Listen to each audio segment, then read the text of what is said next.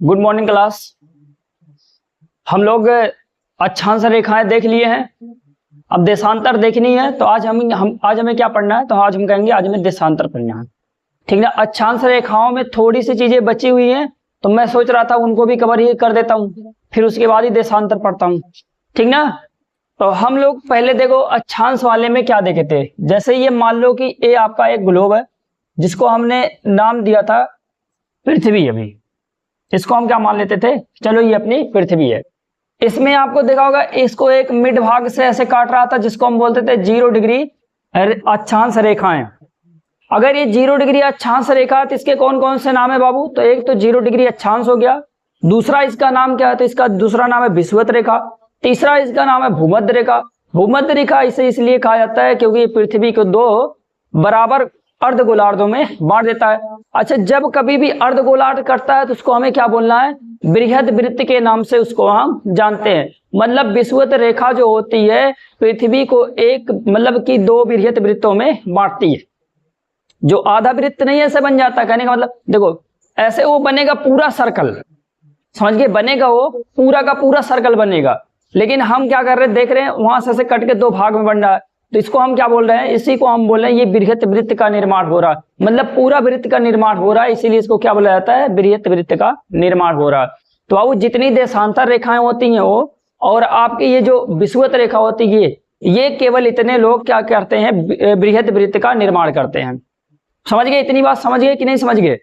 अच्छा, अगर हम कहें 45 डिग्री जो अक्षांश रेखाएं हैं क्या ये भी बृहद वृत्त बनाती है? तो आप कहोगे नहीं, ये लोग बृहद वृत्त नहीं बनाती हैं। बृहद वृत्त का मतलब ये होता है कि इनको 2 बराबर भागों में काटे, ठीक ना। जैसे पृथ्वी है तो हमने कहा कि इसको हमें 2 बराबर भागों में कटे भी और ऊपर से क्या बन जाए? एक बड़ा सा सर्कल भी बन जाए, तब आपको क्या बोलना है? तभी आप बोल सकते हो कि ये बृहद वृत्त का निर्माण हो रहा है। अभी यहां से आप काट दोगे, बताओ एक सर्कल छोटा हो गया एक सर्कल बड़ा हो गया, तो अब बताओ ये कभी बृहद वृत्त बनेगा? तो हम कहेंगे इसे बृहद वृत्त नहीं कहा जाता है। तो बाबू इस पे क्वेश्चन आ चुका है उत्तराखंड पीसीएस में, समझ गए? तो इसलिए आपको ये सब ध्यान देना है कि कब बृहद वृत्त बनाएंगे, कौन से अक्षांश बृहद वृत्त बनाएंगे, कौन से देशांतर बनाएंगे। बाबू देशांतर सभी बृहद वृत्त बनाते हैं और अक्षांशों में केवल एक अक्षांश बृहद वृत्त बनाता है, उसका नाम है विषुवत रेखा। क्लियर हो गया आपका? अच्छा, अब आगे आप देखो क्या करना है इसमें।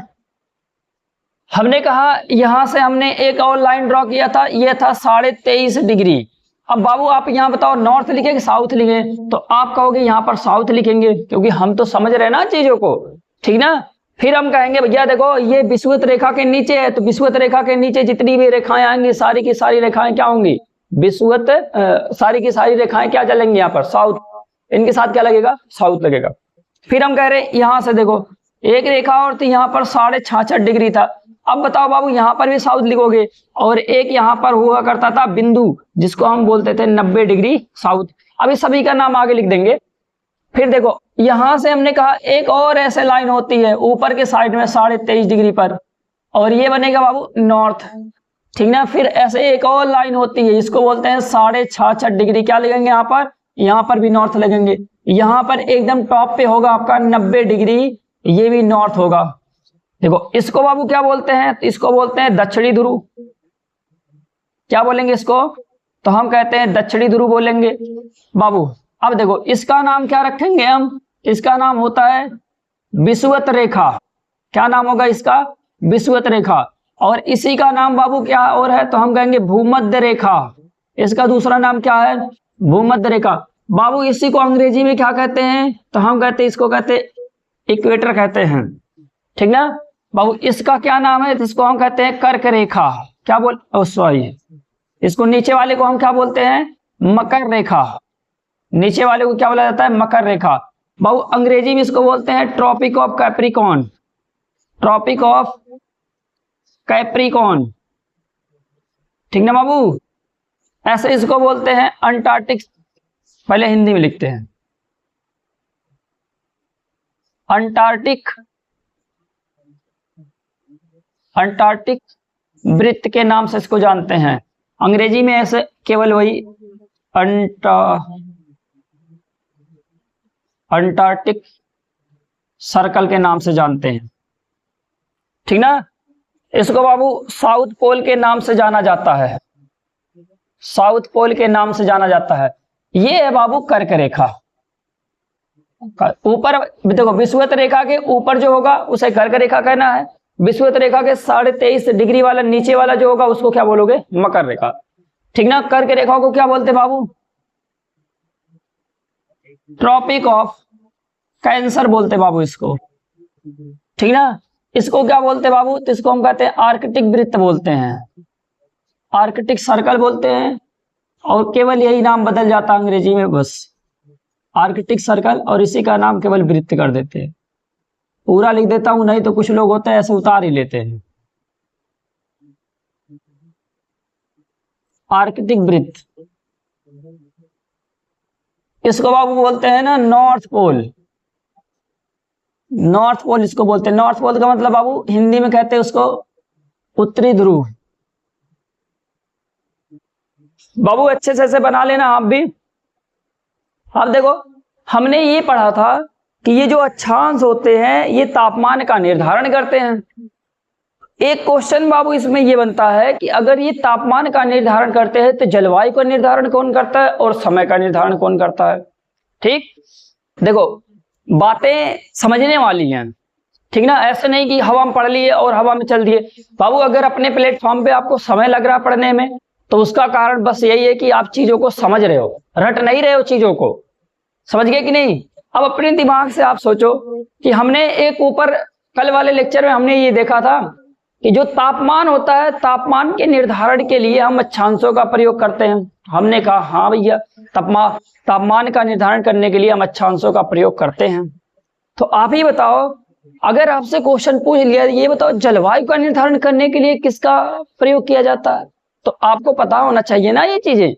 तो हम कहेंगे भैया जलवायु बाबू किस पे डिपेंड करती है? तो हम कहेंगे पूरा का पूरा तापमान पर डिपेंड करती है। कैसे करती है बाबू? अब आप देखो, हमने कहा कि जहां पर तापमान ज्यादा होगा हम कहेंगे यहां पर गर्मी ज्यादा पड़ेगी और इस हिसाब से यहाँ की जलवायु रहेगी।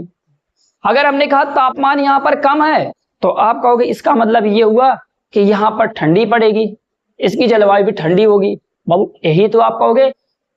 अभी आप एकदम टेंशन नहीं लेंगे, जलवायु क्या होती है, मौसम क्या होता है, सभी चीजें आपको आप तक पहुंचेंगी। अभी मैं आपको ऐसे बता देता हूं, ये जो जलवायु होती है, जैसे देखो मौसम एक होता है ना, मौसम सभी लोगों को पता ही होगा। मौसम का मतलब ये होता है दिन प्रतिदिन जो मौसम में या जो आपने तापमान में परिवर्तन देखा वही मौसम कहलाता है। ठीक ना। जैसे आप देखते हो सुबह के समय मौसम कैसा होता है, थोड़ा ठंडा रहता है, फिर थोड़ी और समय बीतता है तो आपको लगता होगा कि मौसम अब तो थोड़ा गर्म हो रहा है। क्यों? क्योंकि तापमान आ रहा। तो चीजें किस पे डिपेंड कर रही हैं बाबू? तो हमने कहा चीजें तापमान पर डिपेंड कर रही हैं। समझ गए? जैसे जैसे तापमान में परिवर्तन होता रहता है वैसे वैसे किस में परिवर्तन होता रहता है, हम कहते हैं मौसम में भी परिवर्तन होता रहता है। तभी तो गाना बन गया है, मौसम की तरह बदल मत जाना। तो मौसम क्या होता है? हमेशा बदलता रहता है। समझ गए ना? मौसम क्या होता है? हमेशा बदलता रहता है। तो आपको ये चीजें थोड़ी ध्यान देनी है। ठीक ना, कि जो ये मौसम होता है ये क्या होता है? दिन प्रतिदिन जो तापमान में परिवर्तन होता है इसे ही मौसम कहा जाता है। तो बाबू जलवायु क्या होती है? तो हम कहेंगे ऐसे ही मौसम का ना 30 सालों का औसत निकाल लिया जाता है। कितने सालों का?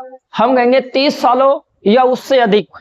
जैसे एक जगह का, जैसे मान लो अपने यहाँ का मौसम ऐसे मॉडरेट चल रहा है कि हमने बना लिया है कि रूम टेम्परेचर जो होता है वो 25 डिग्री सेंटीग्रेड होता है। अब मान लो कभी 20 डिग्री सेंटीग्रेड हो गया, कभी 15 डिग्री सेंटीग्रेड हो गया, कभी 28 डिग्री सेंटीग्रेड हो गया। तो ये हम क्या करेंगे 30 साल या 30 सालों से ज्यादा मौसम जो बने, मौसम का तापमान का मतलब क्या ले लेंगे? औसत ले लेंगे। समझ गए? तो 30 साल से ज्यादा या 30 साल तक जो मौसम का औसत होता है ना वही जलवायु कहलाता है। जैसे मान लो आज कुछ है, अच्छा औसत लेना सभी को पता ही होगा। औसत का मतलब ये होता है कि जैसे मान लो कि आज 2 डिग्री है, कल 3 डिग्री है, परसों फिर 1 डिग्री हो गया, फिर यहाँ 5 डिग्री हो गया, फिर यहाँ 6 डिग्री हो गया, फिर मान लो 4 डिग्री हो गया, ऐसे ऐसे करके हो गया। तो हम क्या करते हैं? पहले सभी को जोड़ देते हैं। क्या करेंगे बाबू? सभी को जोड़ देंगे। जोड़ने के बाद आप देखो, देखो डिग्री सेंटीग्रेड लिखा जाता है ना तापमान में, सभी को पता होगा डिग्री सेंटीग्रेड में लिखते हैं। मान लो बाबू ये कितने दिनों के हैं, तो हमने कहा ये देखो 6 दिन के तापमान है। कितने दिन के बाबू तापमान है, तो मतलब ये मैं 6 दिनों का मौसम लिखा हूं। कितने दिनों का मौसम लिखा हूं बाबू, तो आप कहेंगे ये आप 6 दिनों का मौसम लिखे। तो बाबू जितने दिनों का लिखूंगा ना, उतने दिन से इसको मैं क्या कर दूंगा, भाग दे दूंगा। समझ गए, ये आपका तापमान का क्या आ गया, औसत आ गया। समझ गए कि नहीं समझ गए, ऐसे ही औसत निकाले जाते हैं, ठीक ना। ऐसे ही हम कितने सालों के निकालेंगे, तो ऐसे ही हम 30 सालों या 30 साल से ज्यादा का औसत निकाल लेते हैं, तो वहां पर जो तापमान बन के आता है उसी हिसाब से वहां की जलवायु बन जाती है। तो मौसम का जो औसत होता है उसे ही जलवायु कहा जाता है। ज्यादा इसमें आप टीप टाप ना करिए, ज्यादा अच्छा होगा, ठीक ना। अब लौट आइए, बताना इसलिए पड़ता है ना, कुछ लोगों को लगता है कि मतलब चीजें ऐसे रटी रटी पढ़ाई जाती हैं। नहीं बाबू, यहाँ पर आपको चीजें सारी कॉन्सेप्ट से पढ़ाई जाएंगी। मेरा यही उद्देश्य है कि आप सरकारी नौकरी तक अगर से पहुंचो तो वहां कुछ जाके करो। ऐसा ना रहे कि आप एग्जाम ऐसे क्वालिफाई कर जाओ रट रट के, और आज के समय में आपको दिख भी रहा होगा कि एग्जाम रटने से नहीं निकलते। एग्जाम बाबू कैसे निकलेंगे, बिना पढ़े बिना कॉन्सेप्ट से चीजों को समझे आप एग्जाम नहीं क्वालिफाई कर पाओगे। बाबू देखो, अगर आप यूट्यूब पे जाओगे आपको वहां पर 8 मिनट 10 मिनट के भी अच्छांश पे वीडियो मिलेंगे, 5 मिनट के भी अच्छांश पे वीडियो मिलेंगे, लेकिन बाबू ना उनमें से ना पढ़ने से ना क्वेश्चन नहीं लगते हैं। उनमें बस यही जानोगे कि जो वहां की ऐसे ऐसे पड़ी लाइनें होती हैं उनको अच्छांश कहते हैं, जो खड़ी लाइनें होती हैं उनको क्या कहते हैं, देशांतर कहते हैं, ठीक ना। फिर उसके बाद बता देंगे कि प्रधान यामोत्तर देखो, प्रधान यामोत्तर रेखा ये है, 0 डिग्री ये है, जो मैं 1-2 मिनट में मैं भी खत्म कर सकता हूं, लेकिन वो सब पढ़ने ना पढ़ने का कोई मतलब ही नहीं होता है। बताओ बाबू, इतना क्लियर हुआ आपका, औसत समझ गए। तो सर आप ये वाला क्यों बना के रखे हो, जलवायु समझ गए ना। तो हम क्वेश्चन कर रहे थे, कुछ क्वेश्चन मेरा ये था कि अगर तापमान का निर्धारण करने में हम अक्षांशों का प्रयोग करते हैं, तो ये बताइए कि जलवायु का निर्धारण करने में हम किसका प्रयोग करेंगे भैया। तो हम कहेंगे जलवायु किस पे डिपेंड करती है, तो हमने कहा तापमान पे डिपेंड करती है। इसका मतलब जलवायु का भी निर्धारण करने के लिए हम किसका प्रयोग करते हैं बाबू, अक्षांशों का ही प्रयोग करते हैं। क्लियर हो गया ना। अब देखो बाबू, जहां का तापमान ज्यादा होता है, एक दूसरा पेन भी यूज करते हैं, आप भी यूज करिएगा। थोड़ा देखो ज्योग्राफी में कलरफुल चीजों को बनाइएगा, उससे क्या होती है ना, चीजें ज्यादा क्लियर होती हैं, रिवीजन करने में भी होता है, क्योंकि जो दिमाग होता है ना ये कलरफुल चीजों को ज्यादा पसंद करता है। समझ गए कि नहीं समझ गए। हाँ, जो थोड़ा हरा मतलब हरियाली ज्यादा देखता है ये, समझ गए। अगर ऐसे सादा लिख दें तो वो चीजें ज्यादा मजा नहीं आती हैं। समझ गए कि नहीं समझ गए। और बाबू देखो, पढ़ाई उड़ाई हमेशा ने मैनुअली की जाती है। आज के डेट में एक डिजिटल बोर्ड का जमाना आ चुका है ना, ये सारी चीजें गलत हैं, ठीक ना। देखो डिजिटल बोर्ड कुछ मामले में बहुत अच्छा है, लेकिन चीजों को समझने के लिए ना मुझे नहीं लगता कि बहुत अच्छा है, ठीक ना। चीजों को समझने के लिए आपको पेन कॉपी उठानी ही पड़ती है। समझ गए कि नहीं समझ गए। तो आइए पहले इसमें। अब बाबू हमने देख लिया कि जहां तापमान ज्यादा, जैसे देखो हमने कल देखा था कि सूर्य जो होता है यहां से लेके यहां के बीच में, यहां से लेके यहां के बीच में आता जाता रहता है, घूमता रहता है। समझ गए। तभी इसी हिसाब से पृथ्वी अपनी टिल्ट है, टिल्ट का मतलब बाबू झुकी है। तो पृथ्वी अपने अक्ष पर कितनी झुकी है, तो हम कहते पृथ्वी अपने अक्ष पे 23.5 डिग्री झुकी है। बाबू पृथ्वी अपने कक्षा से कितनी झुकी है, तो हम कहेंगे कक्षा से अगर से झुकना देखना होगा तो ये 66.5 डिग्री होगा। क्लियर हो गया ना आपका। अब देखो ये जो बाबू बीच वाला होता है, बीच वाला का मतलब ये वाला जो रीजन है बाबू, ये वाला पूरा का पूरा, कहने का मतलब बाबू मैं कहां से कहां ले रहा हूं, तो मैं बाबू ले रहा हूं 23.5 डिग्री नॉर्थ से लेकर 23.5 डिग्री साउथ तक ले रहा हूं। और इतना एरिया जो कहलाता है बाबू, यहां पर तापमान की अधिकता होती है। अगर बाबू यहां पर तापमान की अधिकता होती है तो आप बताइए इसको हम कौन सा कटिबंध कहेंगे। तो बाबू जहां पर गर्मी ज्यादा हो उसको आपको बोलना है कि यह है उष्ण कटिबंधी क्षेत्र। कौन सा बाबू, तो हम कहेंगे उष्ण कटिबंधी क्षेत्र बोलते इसको। बाबू क्लियर हो गया आपका एक चीज, क्या बोलेंगे इसको हम, उष्ण कटिबंधीय क्षेत्र बोलेंगे। और आपको ये पता होना चाहिए, इसको अंग्रेजी में कहा जाता है ट्रॉपिकल जोन। क्या बाबू कहते हैं इसको हम? तो हम कहते हैं ट्रॉपिकल जोन। अच्छा, आपको ये भी पता है कि दो अक्षांशों के बीच का जो क्षेत्र होता है जोन कहलाता है। तो बाबू ये दो अक्षांश ही तो हैं, दोनों अक्षांशों के बीच में क्या कहलाएगा ये? तो आप कहोगे ये जोन कहलाएगा। Are you clear? अगर आपको कोई भी प्रकार की दिक्कतें होंगी तो आप कमेंट में जरूर मेंशन करें। अगर आप अपनी कमियों को नहीं बताएंगे, आपको चीजें समझने में दिक्कत हो रही हैं, समझ में चीजें नहीं आती हैं, तो उनके बारे में आप बताइए, हम उसको आपका दूर करें। ठीक है ना, ये आपसे वादा है मेरा। यहां बाबू अंग्रेजी में इसको क्या बोलते हैं? इसको बोलते हैं ट्रॉपिकल जोन बोलते हैं। अच्छा, कुछ लोगों को अंग्रेजी से नफरत होती है। नहीं बाबू, ऐसा नहीं होना चाहिए आपके अंदर। क्यों नहीं होना चाहिए? क्योंकि अगर आप थोड़ा बहुत अंग्रेजी नहीं पढ़ोगे तो बताओ आप भारत में कैसे सरवाइव करोगे? तो इसलिए आपको थोड़ी बहुत अंग्रेजी पढ़नी होगी। समझ गए? छोटे छोटे टर्म्स है होने चाहिए। जो इंग्लिश मीडियम वाले होते हैं उनके लिए अच्छा भैया, ठीक ना, उनके लिए अच्छा। और इंग्लिश मीडियम वालों से रिक्वेस्ट ये है कि जो बहुत इंग्लिस्तान से आते हो, आपको थोड़ा बहुत हिंदी का भी नॉलेज होना चाहिए। समझ गए कि नहीं? देखो, सब्जेक्ट होते हैं, फिर उसमें एक लैंग्वेज वाला सब्जेक्ट होता है। तो लैंग्वेज आपको जितनी आएंगी आप उतने महान कहलाओगे। समझ गए? ये नहीं हमें अंग्रेजी आती तो हम हिंदी नहीं पढ़ेंगे, ऐसा नहीं करेंगे बाबू। तो कैसा करेंगे? दोनों पढ़ेंगे, ठीक ना, दोनों पढ़ेंगे, जितना बटोर पाएंगे उतना बटोरेंगे। समझ गए कि नहीं समझ गए? तो वही बटोरो। समझे कि नहीं? यहां हमने क्या लिखा? उष्ण कटिबंधीय क्षेत्र। और उष्ण कटिबंधीय क्षेत्र को यहां पर हम क्या बोल रहे हैं? अंग्रेजी में ट्रॉपिकल जोन बोलते हैं। अच्छा, कुछ लोग बोरिंग हो रहा होगा। नहीं बाबू, बोरिंग ना करो, ठीक ना, बोरिंग ना फील करो। चीजें धीरे धीरे पढ़ी जाती हैं। जब चीजें आप धीरे धीरे पढ़ोगे ना, वो चीजें आपको बढ़िया से दिमाग में बैठ जाती हैं। वहां आपका दिमाग जो होता है ना, सोचने पर मजबूर होता है कि और क्या चीजें हो सकती हैं। जब आप जल्दी जल्दी पढ़ोगे ना, बस वही सोच रहे हो एग्जाम निकल जाएगा, एग्जाम निकल। अरे बाबू, अगर एग्जाम निकल भी गया तुम क्या कर लोगे? कुछ तो फील्ड में कर पाओगे नहीं।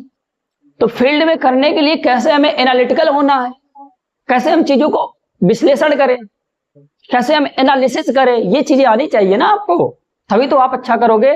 नहीं तो अन्य ऑफिसरों की तरह आप भी घूस लोगे, बस केवल कमाने में लगे रहोगे। अरे नहीं, ऐसा नहीं करना है, ठीक ना। अच्छा, यहां आओ, पहले इसको कवर कर लेते हैं। फिर एक चीज आप समझ गए। अब बाबू दूसरे नंबर पे समझते हैं। दूसरे नंबर को मैं दूसरे पेन से लगाऊंगा। देखो बाबू, जैसा तापमान यहां होगा, जैसा तापमान यहां होगा, वैसा ही तापमान यहां होगा। होगा कि नहीं बाबू? तो हम कहेंगे होगा। क्यों नहीं होगा भैया? हम कहेंगे 23.5 डिग्री नॉर्थ से लेकर 66.5 डिग्री नॉर्थ के बीच में एक और जोन बन गया, और वैसा ही जोन नीचे भी बनेगा। कौन से गोलार्ध में बाबू? तो आप कहोगे दक्षिणी गोलार्ध में। तो दक्षिणी गोलार्ध में वही चीजें बनेंगी जो आपके उत्तरी गोलार्ध में बनी थी। हमने कहा हाँ। तो बाबू इसका नाम क्या रखोगे आप? तो भैया देखो, हम इसका नाम रख देते हैं, इसका नाम रख देते हैं शीतोष्ण कटिबंध। क्या नाम रखेंगे? शीतोष्ण कटिबंध। बाबू यहां लिख दें, यहां लिख देते हैं 66.5 डिग्री से लेकर पहले 23.5 लिखते हैं, 23.5 डिग्री से लेकर 66.5 डिग्री तक। अब यहां लिख देंगे बाबू ना दोनों गोलार्धों में। कहां लिख देंगे? दोनों गोलार्धों में। तो एक ही साथ चीजें कवर हो जाएंगी, नहीं तो आपको अलग अलग लिखना पड़ता। दोनों गोलार्धों में, दोनों गोलार्धों का मतलब बाबू उत्तरी गोलार्ध और दक्षिणी गोलार्ध। अच्छा, उत्तरी गोलार्ध और दक्षिणी गोलार्ध बने कैसे थे? इनको भूमध्य रेखा ने बना दिया था। किसने बना दिया था? तो हम कहेंगे इनको भूमध्य रेखा ने बना दिया था। तो दोनों गोलार्धों में बाबू कौन सा जोन बनेगा? तो आप कहोगे शीतोष्ण। कौन सा जोन बनेगा? शीतोष्ण कटिबंध जोन बनेगा। ये इसको बोलते हैं बाबू शीतोष्ण कटिबंधी जोन बोलते हैं। जोन का मतलब बाबू क्षेत्र बोलते हैं। जोन का मतलब और क्या कहोगे? कहोगे दो अक्षांशों के बीच का जो क्षेत्र होता है क्या कहलाता है? जोन कहलाता है। बाबू इतना क्लियर हो गया आपका? हाँ एकदम क्लियर हो गया। तो बाबू अंग्रेजिया में इसको क्या बोलते हैं? तो इसको बोलते हैं टेम्परेट जोन। क्या बोलेंगे बाबू? इसको बोलते हैं टेम्परेट जोन बोलते हैं। अंग्रेजिया में इसको क्या बोलते हैं? टेम्परेट जोन बोलते हैं। ठीक ना बाबू? मेरी क्लास में आपको कॉन्सेप्ट ही मिलेगा, समझ गए कि नहीं? ये बन गया आपको टेम्परेट जोन। अब आगे देखो, कहने का मतलब ये वाला और ये वाला क्या होगा? टेम्परेट जोन होगा। ये वाला और ये वाला टेम्परेट जोन होगा। और बाबू ये जो साथ में ये इसको बोलते हैं, इसको हम क्या बोलेंगे? Tropical zone. इसका मतलब आपको शीतोष्ण कटिबंध कितने जगहों पर दिखे? 2 जगहों पर। कौन कौन से जगह? तो हम कहेंगे एक आपका दक्षिणी गोलार्ध और एक आपका उत्तरी गोलार्ध। दोनों जगहों पे हमें ये देखने को मिले। अब बाबू देखो, अभी इसमें अगर और देखा जाए तो ये शीतोष्ण बने कैसे? तो आप कहोगे देखो ये जो शीतोष्ण बना है ना, देखो दिमाग से बना। ये कैसे बना है बाबू? कहेंगे आप इसमें लगा है शीत, आप नीचे ही लिखिएगा, ऐसे आप ऊपर मत लिखने लगना।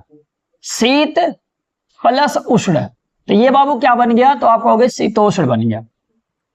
शीत प्लस उष्ण मिल के क्या बना है? शीतोष्ण बना है।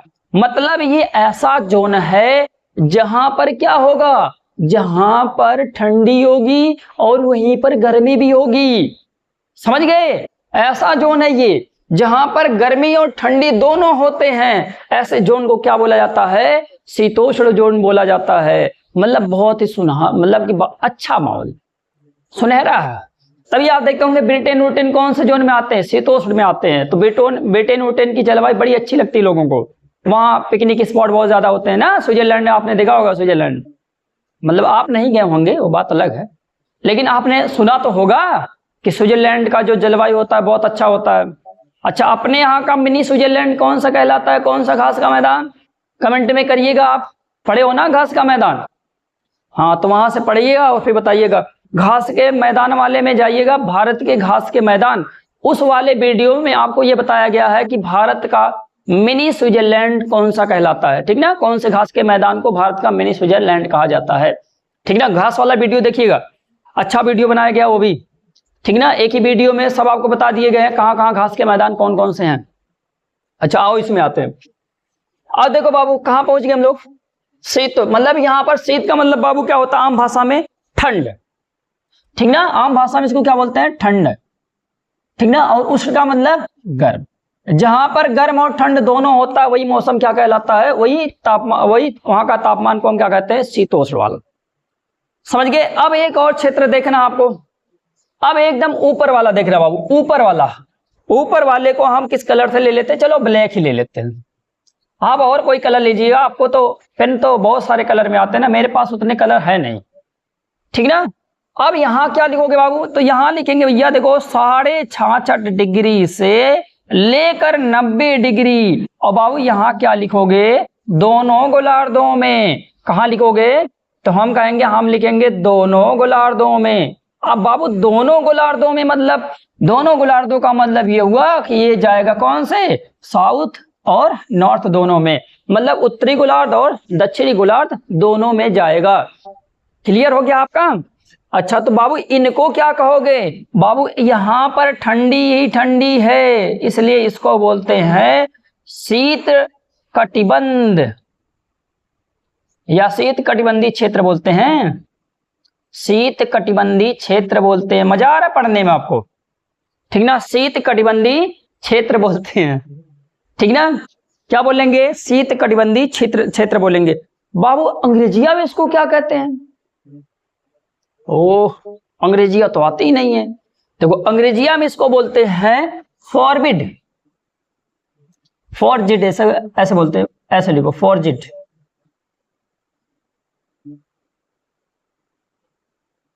फॉरजिड जो, ठीक ना? तो ऐसे ना लिख के बल्कि ना एक वर्ड इसके लिए और लगा लो, ऐसे लिख दो फ्रीजिड। ठीक ना?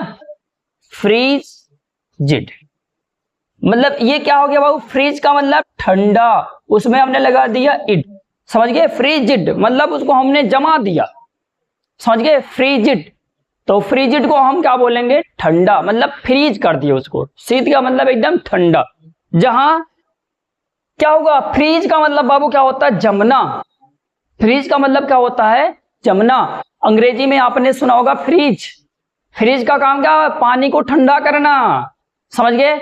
लेकिन क्या केवल पानी को ठंडा करता है, नहीं बाबू, उसमें एक और बॉक्स दिया रहता है, वो क्या करता है, पानी को बर्फ बना देता है, तब बोला गया है फ्रीज, समझ गए। और उसी का नाम यहां पर क्या रखा गया है, फ्रीजिड, समझ गए। जो एकदम ठंडा होगा, जहां पर बर्फ जमा होगा, ऐसे क्षेत्र को हम क्या बोलेंगे, शीत कटिबंध।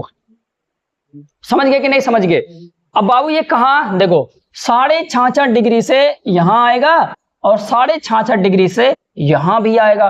तो बाबू इस वाला जोन को हम क्या बोलेंगे, इतने वाले जोन को तो हम कहेंगे ये देखो शीत कटिबंध है। अगर और अच्छा लिखना हो तो यहां पर दक्षिणी लिख लेना जब इसको लिखना। लेकिन बाबू आपको यहां देखना अक्षांश, अक्षांशों के साथ में हमेशा क्या लिखे होते हैं, तो हम कहेंगे अक्षांशों के साथ में हमेशा नॉर्थ और साउथ लिखे होते हैं, समझ गया कि नहीं। तो बाबू इस वाले जोन को हमें क्या बोलना है, शीत कटिबंध बोलना है, ठीक ना, क्या बोलना है, शीत कटिबंध बोलना। इस वाले को बाबू क्या बोलना है, तो हम कहेंगे शीतोष्ण बोलना है, शीतोष्ण कटिबंध बोलना है। इसको बाबू क्या बोलना है, तो हम कहेंगे इसको उष्ण कटिबंध बोलना है। इसको बाबू क्या बोलना है, शीतोष्ण बोलना है, ठीक ना।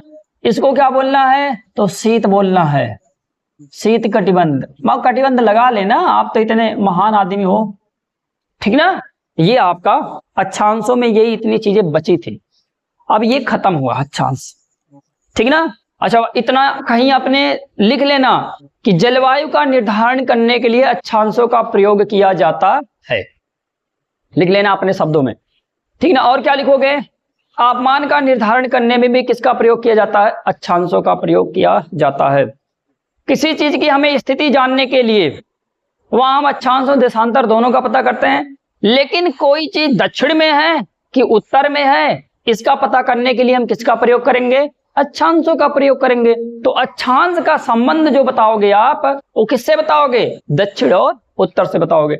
चलो भैया अब चलते हैं अपनी नई दुनिया में, और नई दुनिया का नाम है देशांतर, समझे। अच्छा स्क्रीनशॉट ले लो, मैं साइड हो गया,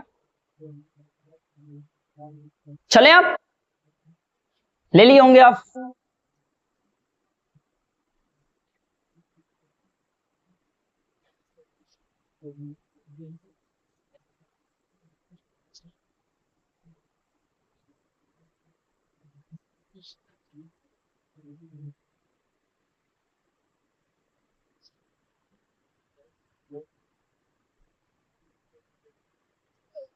चला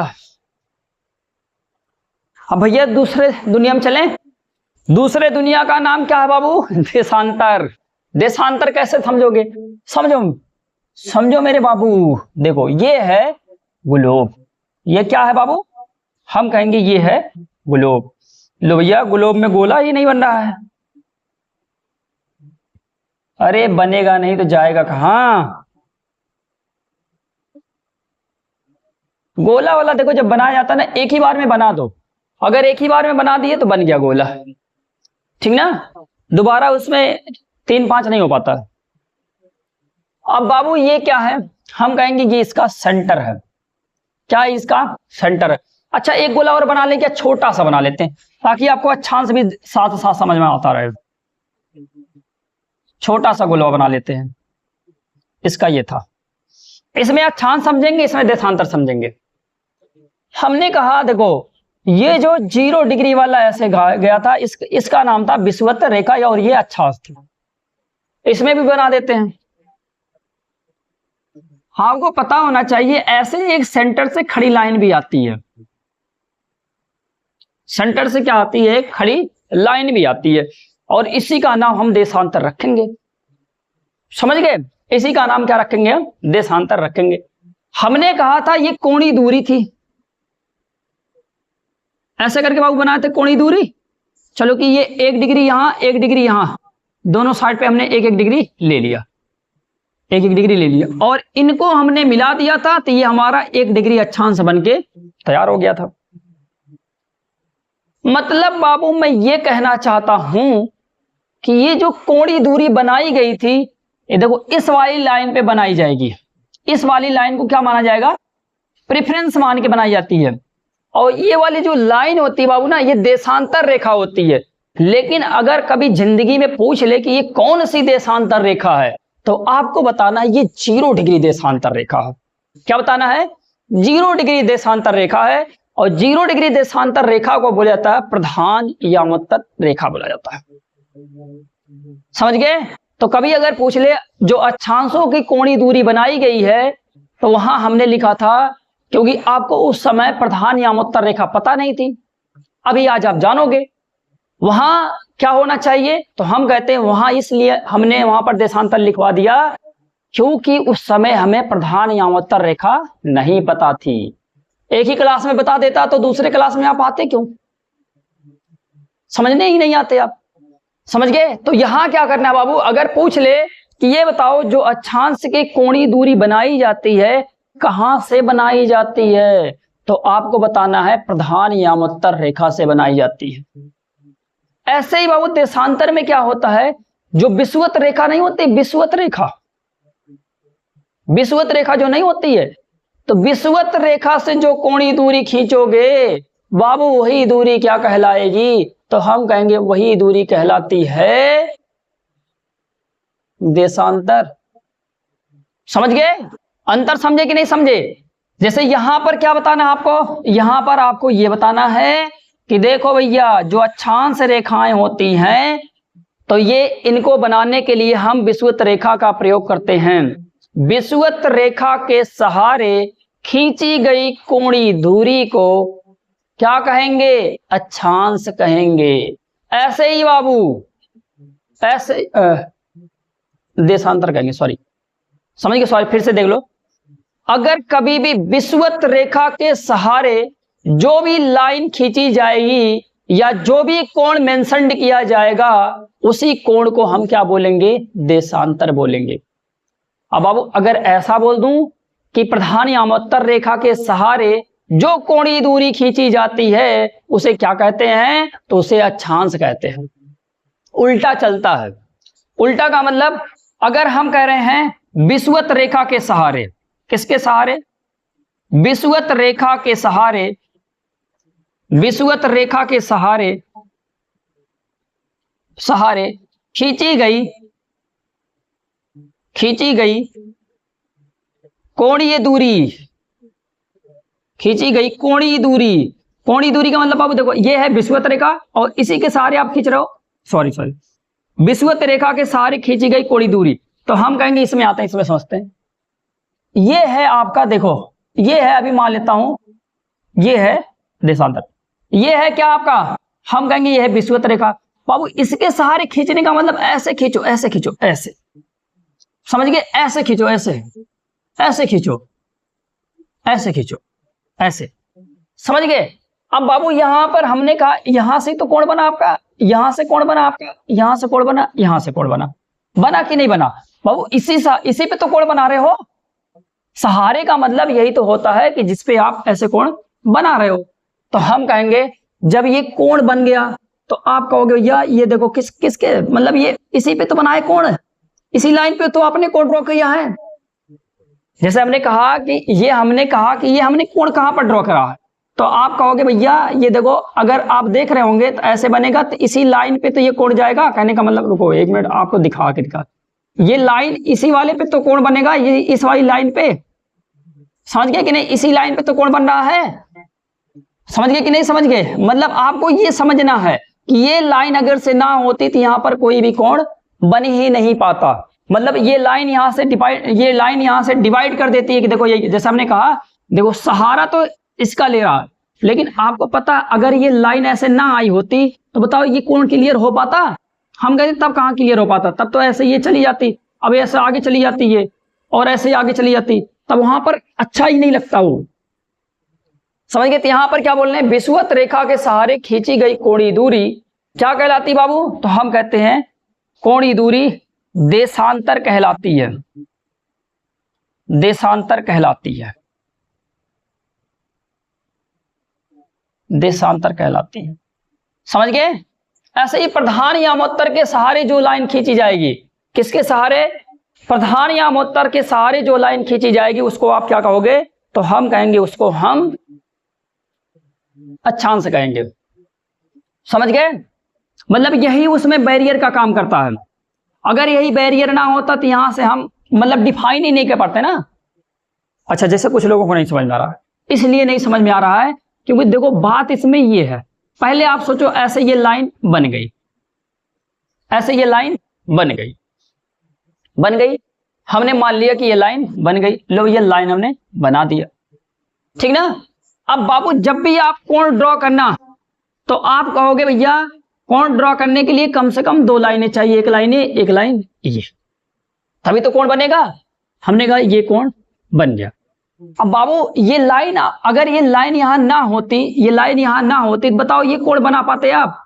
ये पॉइंट होना चाहिए ना, तो ये जो पॉइंट होता है ना ये ऐसे निकल के आता है, समझिए। अब यहां पर आप बनाओ आराम से, तो वही कह रहा है ये सहारा का मतलब यही बोल रहा है, वरना सहारे में तो इसको लिया गया है, सभी के दिमाग में बल्कि बात भी आ रही है सहारे में तो इसको लिया जा रहा, अगर ये ना होता तो ये एंगल ना बनता। आप बिल्कुल सही हो, आप गलत नहीं हो, लेकिन मेरे कहने का मतलब ये है कि ये इसको बैरियर का काम कर रहा है, ये बांट दे रहा है, ये बांट दे रहा है। कहने का मतलब 1 डिग्री इधर जा रहा हो, 1 डिग्री इधर जाओगे, तो बाबू बांटने वाला कमवा यही तो कर रहा है। अगर बांटने वाला कमवा यही कर रहा है तभी तो आप क्लियर कर पा रहे हो कि इधर भी और इधर भी, समझ गए? इधर भी और इधर भी, तब जाके हम इनको मिला के तब जाके 1 डिग्री देशांतर बना रहे हैं, ऐसे ही तो कर रहे हो। इसलिए यहां पर बोला गया है कि विषुवत रेखा के सहारे खींची गई कोणीय दूरी को आप क्या कहोगे? देशांतर। और यहां पर बाबू किसके सहारे खींच रहे हो?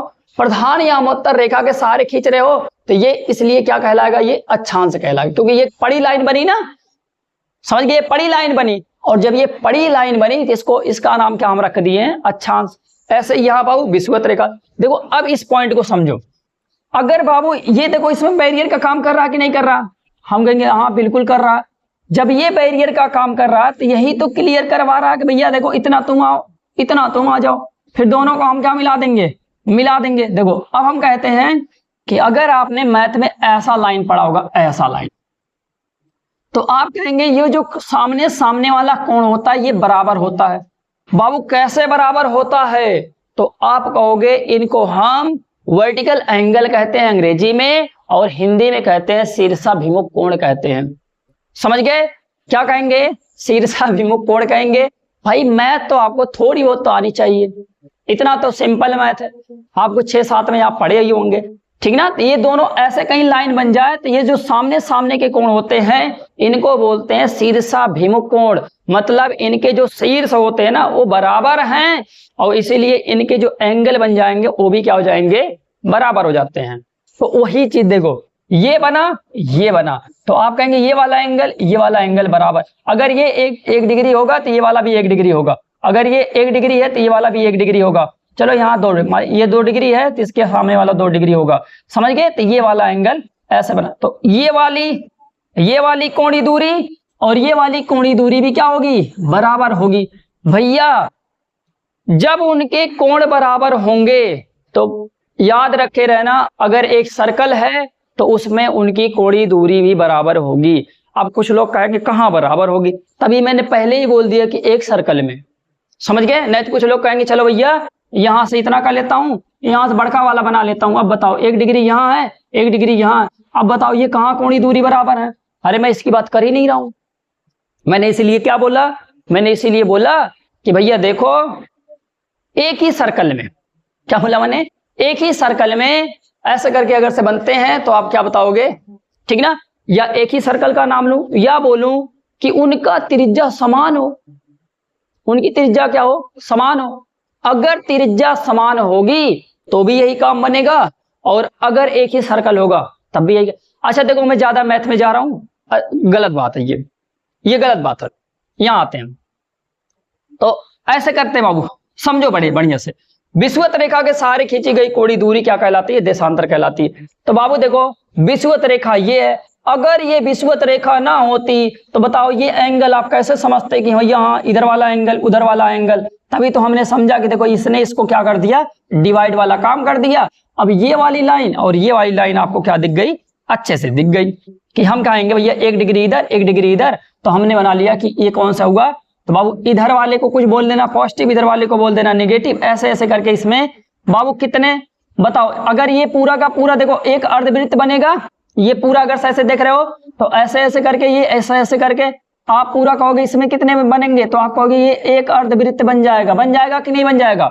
अगर ये बाबू एक अर्धवृत्त बना तो आप बताओ अगर ऐसे कोई लाइन है उस पे ये एंगल कितने डिग्री का बनता है, तो आप कहोगे भैया 180 डिग्री का बनता है। कितने डिग्री का बनता है बाबू, तो हम कहेंगे 180 डिग्री का बनता है।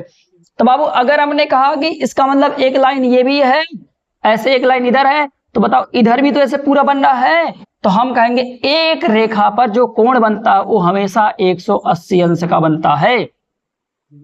तो बाबू अगर पूरा गोला कितना होता होगा, तो हमने कहा 80 और 80 जोड़ दो, ला किसी बैठा दो, तो ये लो मैंने बैठा दिया। अब इधर वाला 180 हो गया, तो बाबू टोटल कितना कोण हो गया, तो हम कहेंगे टोटल हो गया 360। तो बाबू आप बताओ कितनी देशांतर रेखाएं होंगी 1-1 डिग्री की, तो हम कहेंगे 1-1 डिग्री की जो होती है रेखाएं वो मिलके बनती हैं 360 डिग्री देशांतर रेखाएं। समझ गए। तो कुल देशांतर रेखाओं की संख्या कितनी होती है, 360 होती है। अब इसको और अच्छे से समझते हैं। अब देशांतर वाला पॉइंट हटा देते हैं, देशांतर वाला आपको कंफ्यूज भी कर रहा होगा। अच्छा, जिनको कंफ्यूजन होगा बस इतना याद रखेंगे कि अक्षांश जो होता है वो प्रधान यामोत्तर से बनाया जाता है और जो देशांतर होती है वो विषुवत रेखा से बनाई जाती है। इतना याद रखेंगे बस।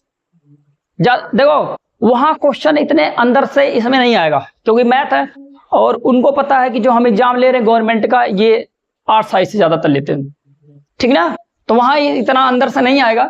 लेकिन आपको मैं बता रहा हूं, आपको समझना चाहिए चीजों को। अच्छा अब आगे देखो, ये हम कह रहे हैं कि भैया देखो 180 डिग्री अक्षांश रेखाएं इधर होंगी, 180 डिग्री अक्षांश रेखाएं इधर होंगी।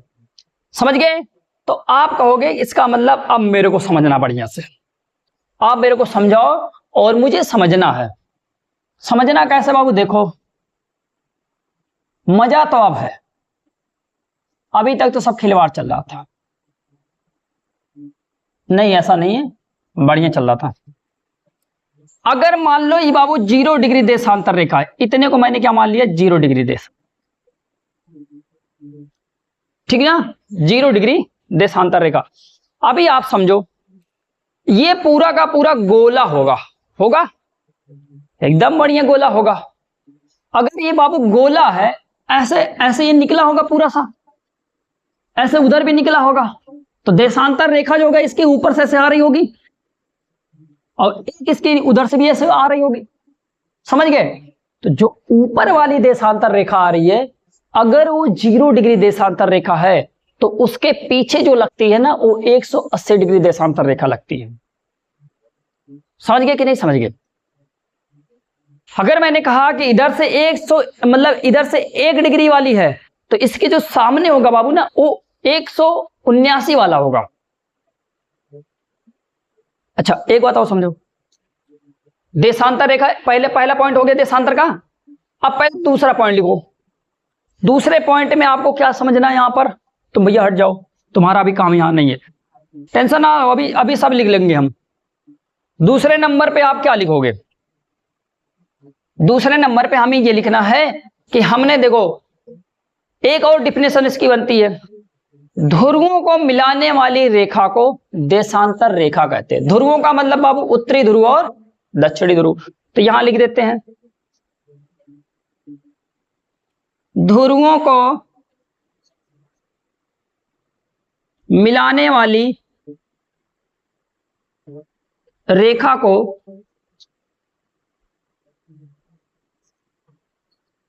देशांतर रेखा कहते हैं।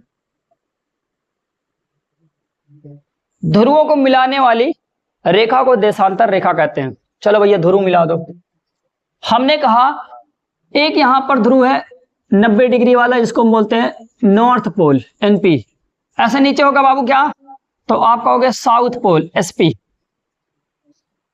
नॉर्थ पोल और साउथ पोल, नॉर्थ का मतलब उत्तरी और साउथ का मतलब दक्षिणी। अब आप बताओ, हमने कहा इन ध्रुवों को हमने मिला दिया तो ये क्या बन गया, तो आप कहेंगे ये बन गया एक देशांतर रेखा। फिर बाबू थोड़ी बगल से मिला दो, अब क्या बन गया, अब भी आप कहोगे बन गया एक देशांतर रेखा। इधर से भी मिला देता हूं, जितना डिग्री इधर बनाया था उतना डिग्री इधर भी बना दिया, समझ गए। फिर कहता हूं एक और मिला लेता हूं, इधर से भी मिला देता हूं, हो गए। फिर कहता हूं एक और मिला देता हूं, देखो किसको मिला रहा हूं, ध्रुवों को मिला रहा हूं। किसको मिला रहा हूं, ध्रुवों को मिला रहा हूं। तो आपने देखा ध्रुवों को मिला दिया, मतलब दोनों ध्रुवों को मिलाने वाली रेखा क्या कहलाती है, विषुवत देशांतर रेखाएं कहलाती हैं। मैं कहना क्या चाहता हूं, मैं कहना यह चाहता हूं कि जब भी एक ध्रुव से दूसरे ध्रुव के साइड जाओगे तो इसका मतलब ये पृथ्वी को दो गोलार्ध में बांटती है, और इन दोनों गोलार्धों को हमेशा बोला जाता है बृहद गोलार्ध, चाहे जितने आप टुकड़े कर लो। जैसे देखो, अब मैं थोड़ा आपको ग्लोब में दिखाता हूं, देखो ये क्या है, हम कहेंगे ये है ग्लोब।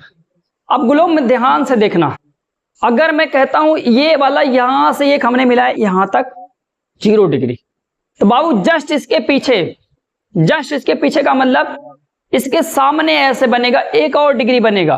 बाबू वो कितना बनेगा, तो आप कहोगे वहां बना होगा 180 डिग्री, समझ गए। जैसे हमने कहा कि अगर ये बाबू इसके ऊपर वाले पे कितना है, आप कहोगे 0 डिग्री, तो हम कहेंगे इसके नीचे साइड में कितना होगा, 180 होगा। अरे भैया 180 अगर से बन रहा है, अच्छा सिंपल पहले समझो, एक और बनाता हूं। जैसे देखो, अगर मैं कहता हूं ये गोला है, क्या है ये गोला है, अगर मैं कहूं ये 0 डिग्री है, ऐसे देखो खींचो, ये है 0 डिग्री, कौन सा बाबू, ये है 0 डिग्री। तो आप कहोगे एक एक का बनाते चले आएंगे, तो बताओ यहां पर 180 होगा कि नहीं होगा, होगा। अगर ये 0 डिग्री वाला है, फिर यहां से एक अंश बनाओगे, 2 अंश, 1 अंश, 2 अंश, 3 अंश, 4 अंश, ऐसे ऐसे करके बाबू आओगे कितना तक, 180 अंश तक। आप बताओ अगर यहां से 180 अंश तक आते हो, तो आप ही बताओ यहां 0 के जस्ट सामने 180 पड़ रहा है कि नहीं पड़ रहा है, पड़ रहा है। इसका मतलब मैं यही कहना चाहता हूं कि अगर 0 डिग्री देशांतर रेखा है तो उसके पीछे कितना लगा होगा, 180 डिग्री देशांतर रेखा लगा होगा। यही आपको समझा रहा हूं, वही इसमें आप समझा रहा हूं, पॉइंट बढ़िया से समझते हैं हम।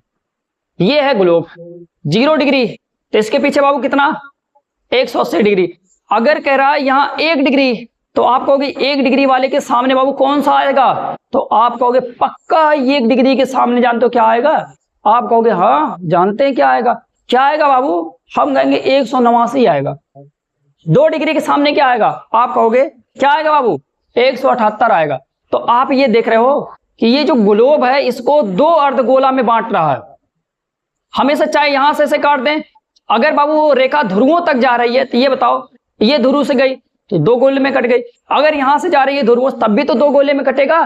तो जितनी भी देशांतर रेखाएं होंगी वो ग्लोब को हमेशा 2 अर्धगोलार्धों में बांटती हैं, हमेशा का हमेशा बांटती हैं, समझ गए।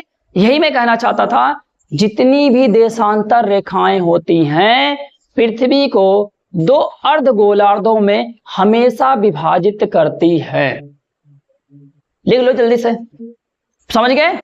अच्छा दूसरे नंबर पे क्या होगा, ये तो आप पॉइंट समझ गए कि पृथ्वी को 2 अर्धगोलार्धों में बांटते हैं। बाबू जो ये तो अर्धगोलार्ध होते हैं ना, इन्हीं को बोला जाता है बृहद वृत्त के नाम से भी जाना जाता है। अर्धगोलार्धों को हम किसके नाम से जानेंगे, बृहद वृत्त के नाम से जाना जाता है। तो बाबू चाहे जितनी भी देशांतर रेखाएं हो जाएं, सारी की सारी जब पोल से निकल रही हैं, तो ये बताओ आप ये 2 अर्धगोलार्ध में बटेंगी कि नहीं बटेंगी, तो आप कहोगे हाँ ऑब्वियसली बटेंगी, समझ गए। तो जितनी देशांतर रेखाएं होती हैं ये हमेशा बृहद वृत्त का निर्माण करती हैं। तो बाबू क्या अक्षांश भी ऐसे करते हैं, नहीं, अक्षांश में केवल एक अक्षांश है जो क्या करेगा, जो बृहद वृत्त का निर्माण करेगा, और उसका नाम है विषुवत रेखा। समझ गए? क्लियर हुआ पॉइंट कि नहीं? ये क्लियर हो गया ना आपका? अच्छा, कुछ लोग अब ये पूछ रहे हैं, कि ये बताइए कि मतलब कैसे ये हो रहा है, उसके सामने 1 डिग्री के सामने कैसे 179 डिग्री आ रहा। देख लो भैया, उसको देख लो कैसे हो रहा। पहले ये इसको समझना। जैसे हमने कहा ये है ऐसे सर्कल, ऐसे ये है सर्कल। अब आप बताओ, अगर ये पोल है और ये पोल है, ये एक सेंटर, ये मैंने मान लिया इतना है, आपने 0 डिग्री के सामने 180 दिखा दिया, हमने देख लिया। अब मेरे को बताओ, मैंने कहा यहां से बना दो 1 डिग्री, ऐसे ऐसे यहां से लेके आओ, यहां से लेके ऐसे आए, गई सेंटर में। आप बताओ, अगर यहां समझते हो बढ़िया से, पहले नीचे कट करके देखो जहां से हम एंगल समझे आज तक। ये था हमारा 0 डिग्री इधर, और इधर आया था 180 डिग्री। अब आप बताओ, अगर यहां 1 डिग्री होगा ये वाला, और इसके सामने ऐसे होगा 1 डिग्री ये वाला, 1 डिग्री ये वाला, 1 डिग्री ये वाला, ऐसे होगा बाबू, तभी तो ये एंगल बराबर होंगे। कि आप कहोगे नहीं हम इसको लेंगे, अरे गधा, अगर आप इसको ले लिए तो ये बताओ ऐसे टेढ़ी टेढ़ी जाओगे, तो ये सीधा बना कहां, देशांतर रेखा बनानी ना, ऐसे सीध बनानी है। मतलब आपको एक देखो, एक हमने कहा यहां से हम क्या रहे, एक इधर का लेंगे तो एक इधर का लेंगे, तब बनती है। कहने का मतलब, जैसे हमने कहा यहां उठानी पड़ेगी आपको 1 डिग्री, यहां उठानी पड़ेगी 1 डिग्री, समझ गए, तभी तो बना पाओगे। इससे आप कितना डिग्री बनाओगे, 1 डिग्री यहां उठाओगे, 1 डिग्री इधर उठाओगे, ऐसे यहां 1 डिग्री, अगर 2 डिग्री यहां उठाओगे तो 2 डिग्री यहां भी उठाओगे। और उठाने के लिए जैसे देखो यहां तो ऐसे कहां डिग्री बन रही है बाबू, यहां पर ऐसे लाइन ड्रॉ किया जाता है तब बनती है, फिर ऐसे लाइन ड्रॉ किया जाता है फिर बनती है, समझ गए। तब इस पे ऐसे लाइन ड्रॉ करोगे, मतलब टेंजेंट जिसको बोला जाता है, स्लोप, ये सब खींच के तब देखी जाती है वो सब। तो वहां कहां पहुंच गए आप, समझ गए कि नहीं समझ गए?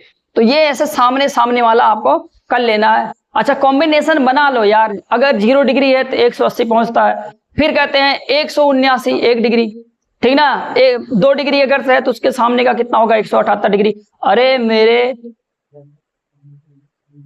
बाबू लोग, नहीं आएगा, ठीक ना।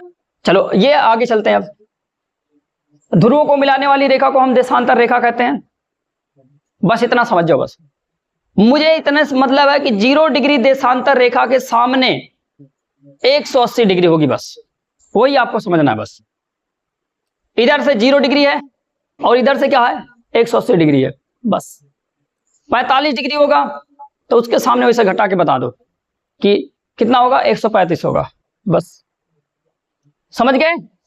तो ये जो खड़ी खड़ी लाइनें आ गई, इन्हीं का नाम क्या कहलाता है, देशांतर रेखा कहलाता है। देशांतर रेखा हमेशा दोनों ध्रुवों से होकर गुजरती हैं, इसलिए यह एक बृहद वृत्त का निर्माण करती हैं, या ये 2 वृत्तों मतलब 2 अर्धवृत्तों में ये विभाजित करती हैं गोलोक को। अब और एक बात आती है, अब दूसरे नंबर पे बात चलते समझने। देखो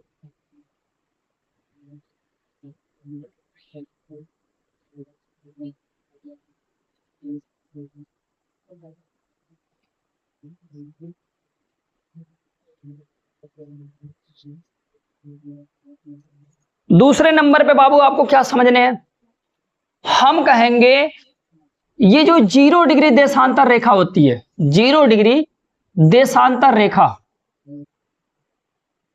0 डिग्री देशांतर रेखा, इसके थोड़ी नाम पे चलते हैं बाबू। इसका नाम है प्रधान यामोत्तर रेखा। क्या, प्रधान यामोत्तर रेखा, प्रधान यामोत्तर रेखा। और इसी को बोले जाते हैं बाबू प्राइम मेरिडियन लाइन। अच्छा, इसी को एक नाम और दिया जाता है, उसको बोलते हैं GMT बोलते इसको, ग्रीनविच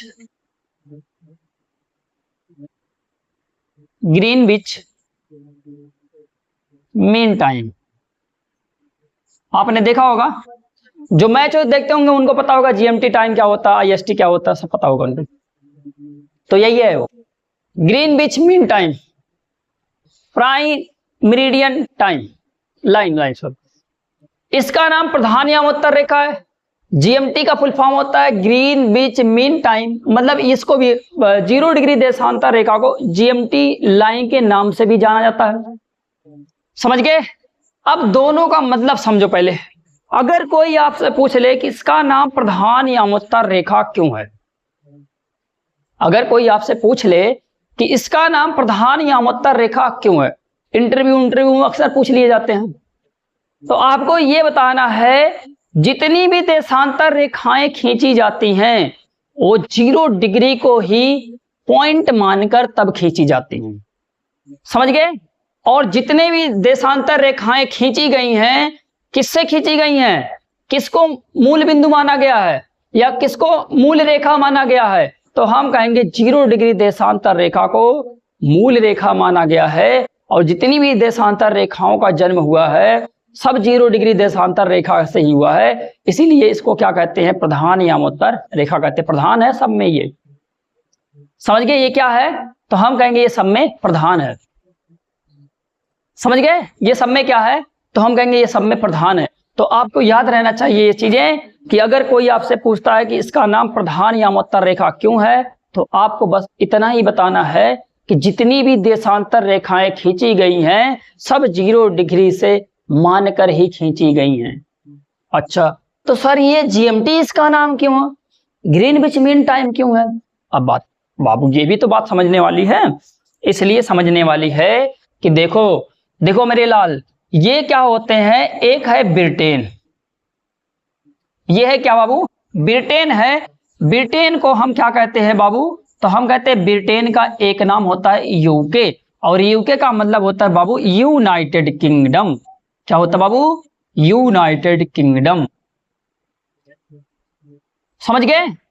अब बाबू यहां पर एक जगह है लंदन, कौन सा जगह है, तो हम कहेंगे एक जगह है लंदन, और इसी लंदन के थोड़ी से पूरब में, तो आप कहोगे पूरब यही साइड बनता है, अभी खैर देशांतर में आप पढ़ाते तब बता देते, ये है देशांतर। यहां पर बाबू ना एक लैब है जिसको हम रॉयल ऑब्जर्वेटरी बोलते हैं या रॉयल वेधशाला बोलते हैं। तो नाम यहां पर लिख देता हूं, इसका नाम है रॉयल वेधशाला, या इसी को बोला जाता है ग्रीनविच रॉयल ऑब्जर्वेटरी। क्या बोलेंगे इसको हम, मैं नाम लिखता हूं और आप भी लिखेंगे, ग्रीनविच रॉयल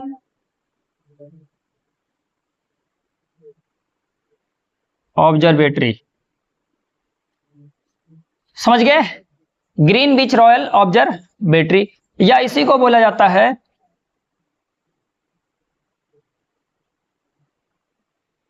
ग्रीनविच रॉयल वेधशाला।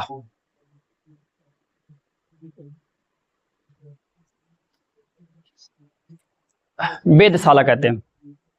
क्या हुआ था, तो जो ये लंदन है बाबू ना, इसके पूरब में थोड़ी से क्या है, तो हम कहेंगे वहां पर एक ग्रीनविच रॉयल वेधशाला है या ग्रीनविच रॉयल ऑब्जर्वेटरी है। यहीं से जो ये लाइन बनाई गई 0 डिग्री वाली ऐसे पास होती है, ऐसे पास होती है, इसलिए इस लाइन का नाम भी रख दिया गया है GMT line, Greenwich mean time. समझ गए? क्या बोल दिया गया, ग्रीनविच मीन टाइम। अब अगर समय का निर्धारण किया जाएगा तो सबसे पहले कहां से किया जाएगा, तो हम कहेंगे ग्रीनविच मीन टाइम से किया जाएगा। समय का निर्धारण भी यहीं से शुरू हुआ है। समझ गए कि नहीं समझ गए? अच्छा, कब हमने इसको माना कि ये ग्रीनविच मीन टाइम है, तो मैं आपको बता दूं, ये बाबू वाशिंगटन DC है, अमेरिका में है। कहां पर है, वाशिंगटन DC अमेरिका में। वहां पर एक बैठक हुई।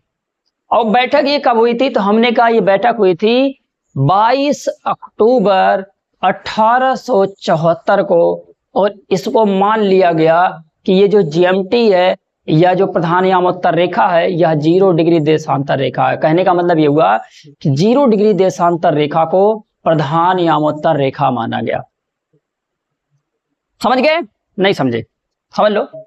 तो हम कहेंगे देखो अमेरिका में, पहले आप लिखेंगे वाशिंगटन डीसी, वाशिंगटन डीसी कहां है बाबू? तो आप यहां पर लिख लेंगे यूएसए में।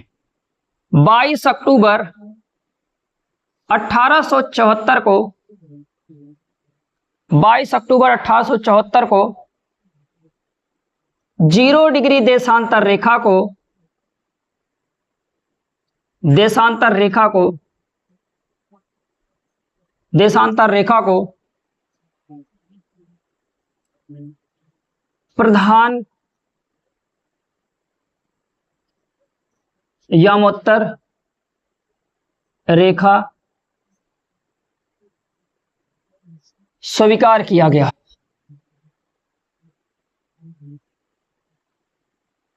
प्रधान यामोत्तर रेखा स्वीकार किया गया। तब से भैया अगर हमें समय का निर्धारण करना होगा तो हम वहीं से करेंगे भैया, बता दे रहे हैं। हो गया ना? अगर हो गया तो आगे चलें, लिखते रहो, ठीक ना। प्रधान यामोत्तर रेखा को हम क्या बोलते हैं? प्राइम मेरिडियन लाइन या जीएमटी ग्रीनविच मीन टाइम बोलते हैं। ब्रिटेन, देखो सब समझ जाओ, केवल समझते रहो बस। अभी और पढ़ानी है इसमें चीजें, बहुत सारी चीजें इसमें पढ़नी है अभी। अब इतना आपको समझ में आ गया कि इसका नाम प्रधान यामोत्तर क्यों है या इसको हम जीएमटी क्यों कहते हैं। अभी तो और चीजें पढ़ानी है। अब देखो बाबू, हमने ये कहा कि अगर किसी चीज का हमें क्या निर्धारित करना हो, पूरब और पश्चिम, तो हम किसका प्रयोग करेंगे?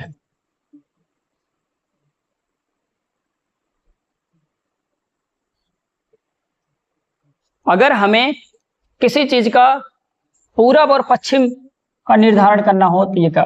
ऐसे बाबू देख लो, ये आ गया, क्या आ गया? ये आ गए 0 डिग्री लाइन। इसके पीछे बाबू कितना लगी होगी? तो हम कहेंगे 180 डिग्री।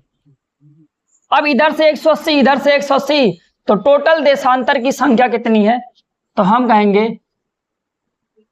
देशांतर रेखाएं बराबर 360 रेखाएं। ये हो गया।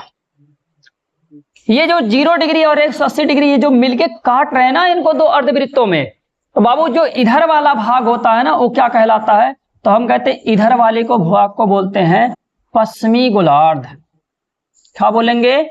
पश्चिमी गोलार्ध। और इधर वाले को क्या बोलेंगे? पूर्वी गोलार्ध। पूर्वी गोलार्ध।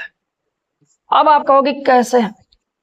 अब आप ही समझो भैया, हमने कहा 0 को यही रहने देते हैं, 80 को ऐसे फैला देते हैं।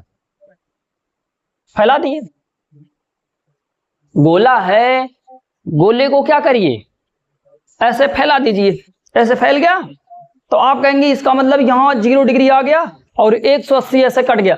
बाबू आप कहोगे कि तो 180 ऐसे दो भाग में बट गया। हाँ बाबू, दो भाग में बट गया, लेकिन याद रखे रहना कि वो दोनों भाग एक ही है, ठीक ना। तो हम कहेंगे भैया अब यहां क्या, इधर वाले भाग को बोलना है पूर्वी गोलार्ध और इधर वाले भाग को क्या बोलना है? पश्चिमी गोलार्ध। अच्छा एक चीज और आप बताओ, कैसे जानोगे कि ये देशांतर लिखा है कि ये अक्षांश लिखा है? मैंने कहा यहां पर मैं लिखता हूं 25 डिग्री एन। बताओ क्या है ये?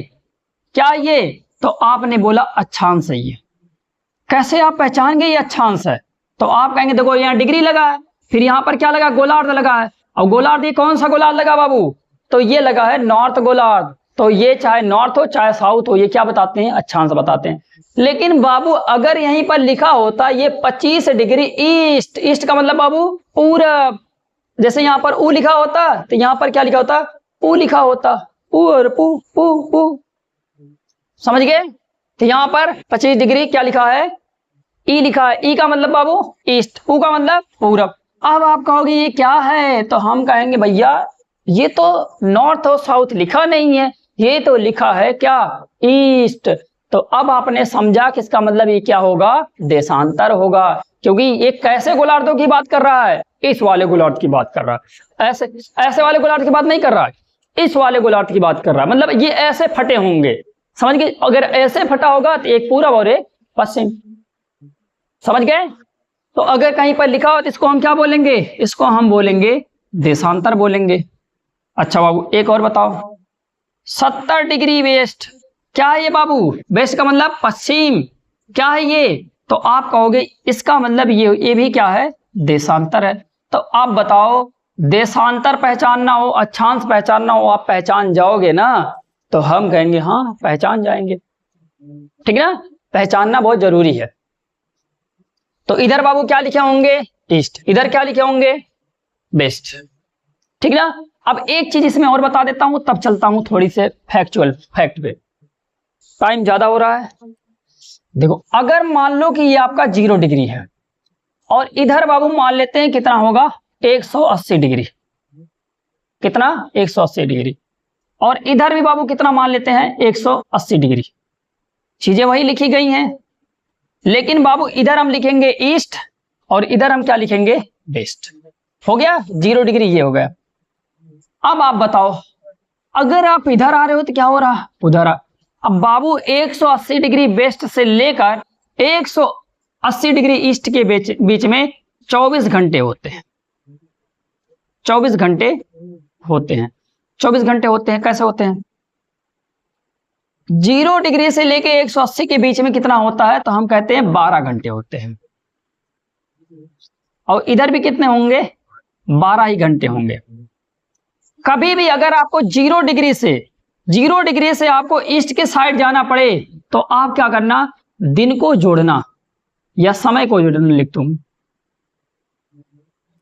समय या दिन जुड़ता है। और अगर इधर आएगा तो हम कहेंगे इधर समय, और दिन क्या होगा, हम कहेंगे घटता है, समझ गए। अगर 0 डिग्री से आप इस साइड में आओगे तो दिन को घटाना है, और अगर उस साइड में जा रहे हो तो दिन को जोड़ना है। ये बातें अभी समझते रहो, केवल क्वेश्चन करवाऊंगा इसमें आपसे, तब आप बढ़िया बढ़िया समझेंगे। अब यहां मैं क्या बता रहा हूं, 24 घंटे होते हैं। अब आप पहली बात समझो, ये 0 डिग्री था, आपने क्या कर दिया, इसको ऐसे फाड़ दिया, ऐसे फाड़ दिया, और जैसे ही आपने फाड़ा 180 वाला ही फटा, और 180 वाला फटा तो ऐसे फटा, और 0 डिग्री वाला तो अपने स्थान पे खड़ा है। और ये पूरा का पूरा ऐसे पूरा गोला है ना, ऐसे पूरा गोला है, ये गोला है। तो मैं जो खड़ा हूं, मेरा जो फेस है, मुंह, समझ गए, ये 0 डिग्री मान लो, और हाथ जहां पर जाके अटैच हुआ इसको 180 डिग्री मान लो। अब 180 डिग्री देखो कट रहा, फैला फैला फैला फैला फैला, ऐसे फैल गया, और ये आ गया ऐसे। तो आप कहोगे कहां आ गया, तो हमने कहा देखो यहां आ गया, इधर वाला 180 डिग्री और इधर वाला 180।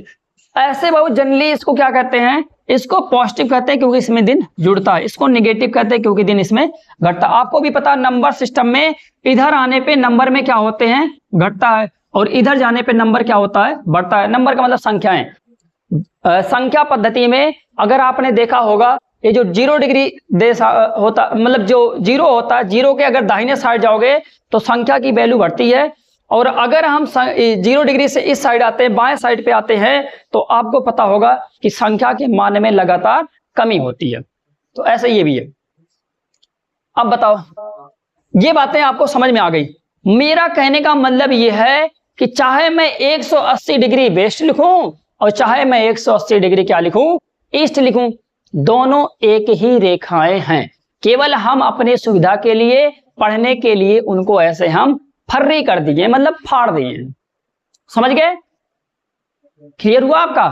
तो कभी अगर ये पूछ ले तो बाबू ये कितनी रेखाएं हैं, तो आप कहोगे इतनी ही रेखाएं हैं। पृथ्वी गोल है और हमने यहां पर पृथ्वी को चौकोर बना दिया है, समझ गए, इसीलिए हमने वही 180 को ऐसे फाड़ दिया। तो आपको इतना याद होना चाहिए कि 180 डिग्री ईस्ट या तो 180 डिग्री वेस्ट, दोनों रेखाएं एक ही होती हैं। समझ गए? तो बाबू अगर दोनों रेखाएं एक ही होती हैं तो मैं यहां पर ऐसे लिख सकता हूं 180 डिग्री ईस्ट या 180 डिग्री वेस्ट। इनको बोला जाता है बाबू अंतरराष्ट्रीय तिथि रेखा। क्या बोलते हैं इनको? अंतरराष्ट्रीय तिथि रेखा बोलते हैं इनको, अंतरराष्ट्रीय तिथि रेखा बोलते हैं। अगर ये अंतरराष्ट्रीय तिथि रेखा है तो इसको अंग्रेजी में बोलते हैं international date line. Date line का खासियत है इनकी, खासियत इनकी बस इतनी है कि ये जो लाइन होती है ना, ये तो पहली बात 0 डिग्री के पीछे होती है, और दूसरी खासियत इसकी ये है, ये बाबू ना प्रशांत महासागर से होकर गुजरती है। कहां से? प्रशांत महासागर से होकर गुजरती है। और एक बहुत फेमस क्वेश्चन, जो अंतरराष्ट्रीय तिथि रेखा होती है ये बेरिंग जल संधि या इसी को बोलते हैं जल डमरू मध्य।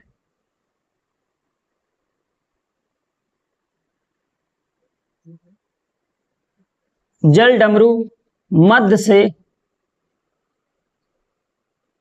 होकर गुजरती हैं। अब बाबू ये जो बेरिंग जल संधि ये कौन से महासागर में? तो आपको ये भी लिख लेना प्रशांत महासागर में, ये प्रशांत महासागर में ये है।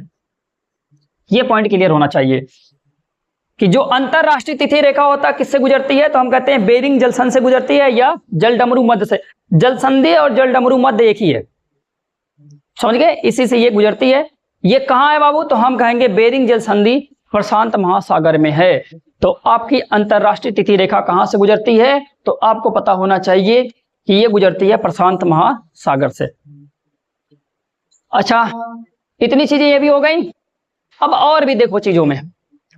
अब अगर आपसे ये पूछा जाए कि ये 24 घंटे ही क्यों होते हैं, ये 24 घंटे ही क्यों होते हैं? बाबू जो अपना पृथ्वी है इसको 24 जोन में बांटा गया है। कितने जोन में बांटा गया है? 24 जोन में बांटा गया है। अब ये जो 24 जोन होता है कैसे बटा है ये देख लो। ये आपको समझ में आ गया ना कि अगर आप 0 डिग्री से इधर जा रहे हो तो क्या होता है? बाबू इस पे पहले क्वेश्चन आते थे, अगर आपको चाहिए तो आप बताइएगा, इस पे मैं क्वेश्चन करवा दूंगा, ठीक ना? ऐसे ज्यादातर ये जो क्वेश्चन होते हैं ये सब ऑफलाइन क्लास में करवाए जाते हैं।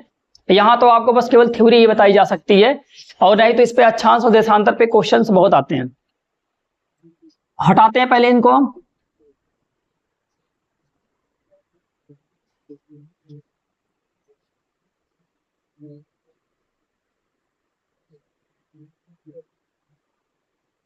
अब नाम समझो भैया।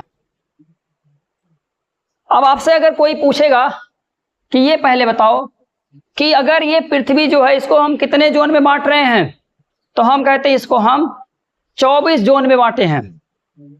कितने में? तो हम कहेंगे यहां पर पृथ्वी को 24 जोन में बांटा गया है। समझ गए? ये देशांतर के हिसाब से।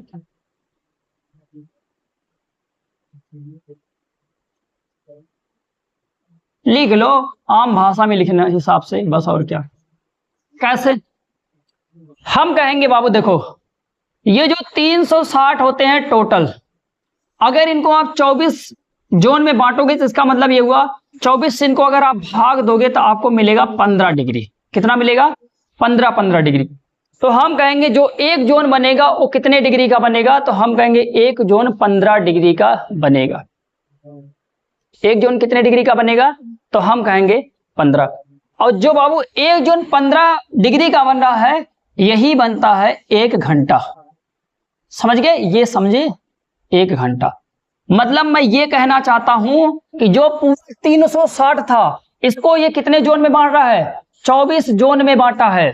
तो बाबू बताओ एक जोन कितना डिग्री लिया होगा? तो हमने कहा एक जोन 15 डिग्री लिया होगा। समझ गए? इतना तो मैथ आपको आती होगी, समझ गए? एक जोन कितना लिया है?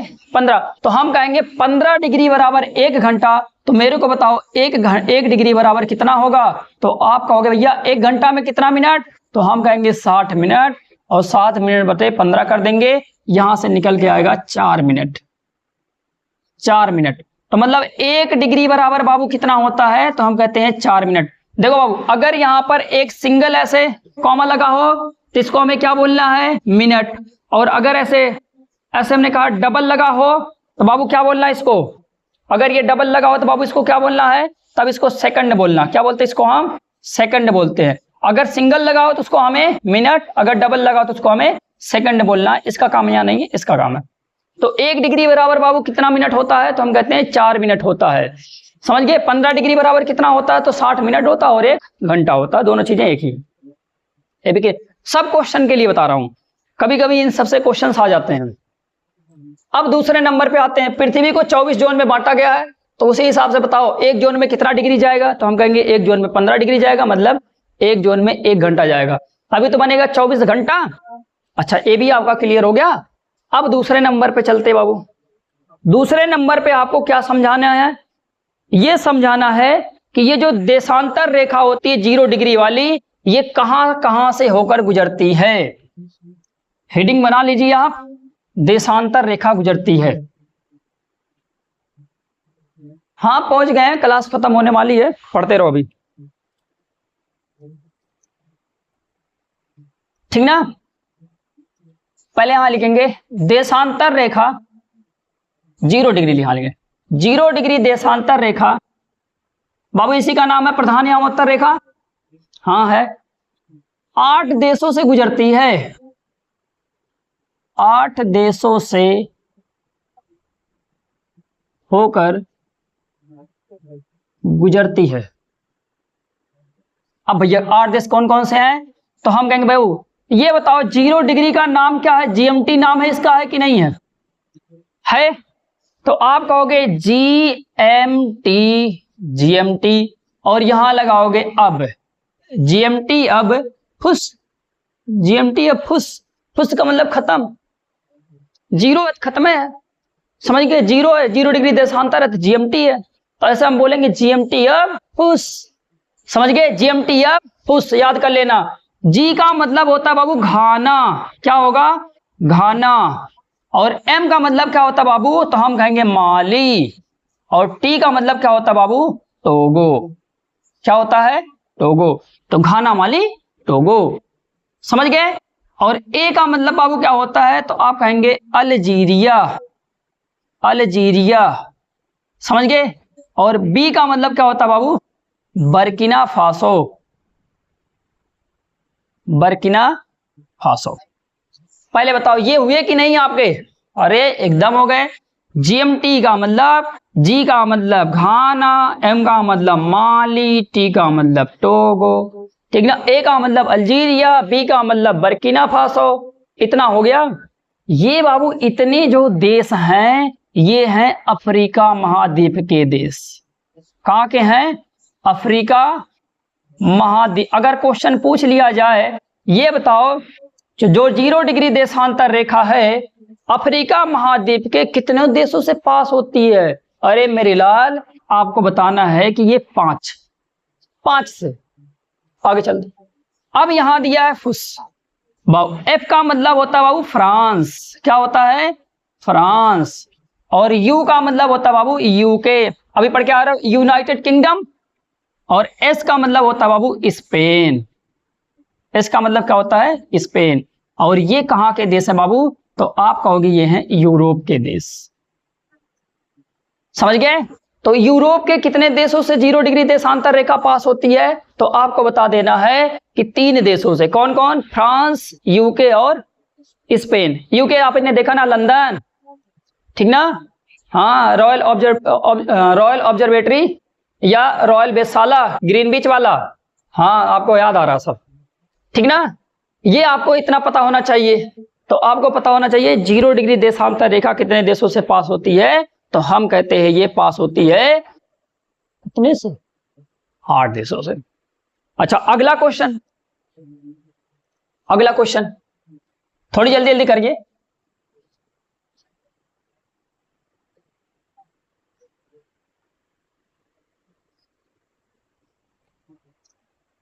अगले क्वेश्चन में ये देखना है कि ये जो 0 डिग्री देशांतर रेखा है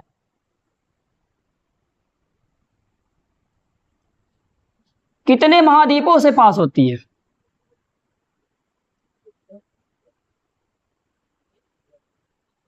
कितने महाद्वीपों से पास होती है, तो आप कहोगे 3 महाद्वीप। 3 महाद्वीप, अभी तो आपने बताया 2 ही महाद्वीपों का नाम ही लिया।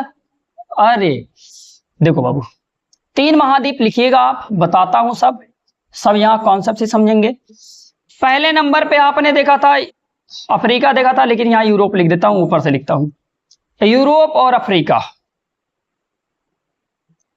एक है बाबू ना अंटार्कटिका, अंटार्कटिका महाद्वीप, समझ गए। एक क्या है अंटार्कटिका महाद्वीप। आपको यह समझाना था इसमें कि जो 0 डिग्री देशांतर रेखा होती है वो 3 महाद्वीपों से पास होती है, एक यूरोप और एक अफ्रीका। यूरोप के 3 देशों से, अफ्रीका के 8 देशों से। तो अंटार्कटिका के कितने देशों से, अरे मेरे बाबू अंटार्कटिका में कोई भी देश है ही नहीं, समझ गए। वह एक देश ऐसा, वह एक महाद्वीप ऐसा है जहां पर एक भी देश नहीं है, और उसी का नाम है अंटार्कटिका महाद्वीप, समझ गए। इसको बोला जाता है, अंटार्कटिका महाद्वीप को विज्ञान का महाद्वीप भी बोला जाता है, समझ गए, समझ गए। विश्व का सबसे बड़ा मरुस्थल भी है, समझ गए, विश्व का सबसे बड़ा मरुस्थल भी है। मरुस्थल का मतलब होता है मरुभूमि, और ऐसी भूमि जहां पर कुछ होना, तो उसको हम क्या बोलते हैं, मरुस्थल बोलते हैं। तो विश्व का सबसे बड़ा मरुस्थल कौन सा बनता है, अंटार्कटिका, ठीक ना। सहारा भूल जाना, अब सहारा गर्म मरुस्थल है, ठीक ना। अंटार्कटिका जो है ठंडा मरुस्थल है। अगर ओवरऑल मरुस्थल की बात किया जाता है तो अंटार्कटिका ही आता हो गया ये। अब एक और पूछेगा कितने महासागरों से, अभी तक महाद्वीप लिख लिए थे, अब महासागर लिखेंगे। अब यहां हटाऊंगा, यहां लिखूंगा महासागर,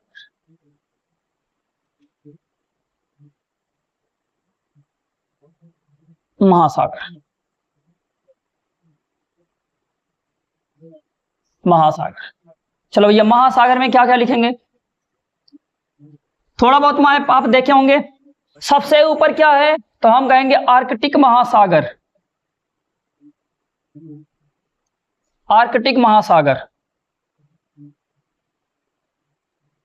नीचे क्या है बाबू, हम कहेंगे अटलांटिक महासागर,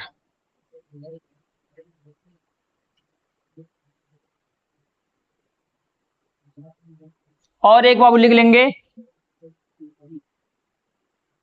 दक्षिणी ध्रुव, दक्षिणी ध्रुव महासागर, दक्षिणी ध्रुव महासागर। ये 3 महासागर से गुजरती हैं, 3 महासागर से गुजरती हैं, 3 महासागर से गुजरती हैं। और आगे चलिए, चलते रहिए, आज चलते रहिए बस। तो महासागर देख लिए, महाद्वीप देख लिए, और देश देख लिए। अब सबसे कॉन्सेप्चुअली क्वेश्चन देखो, ये है, मान लो ये है आपका, मान लो कि ये है आपका यूरोप, ऐसा वो यूरोप बना हुआ है, और यहां पर ना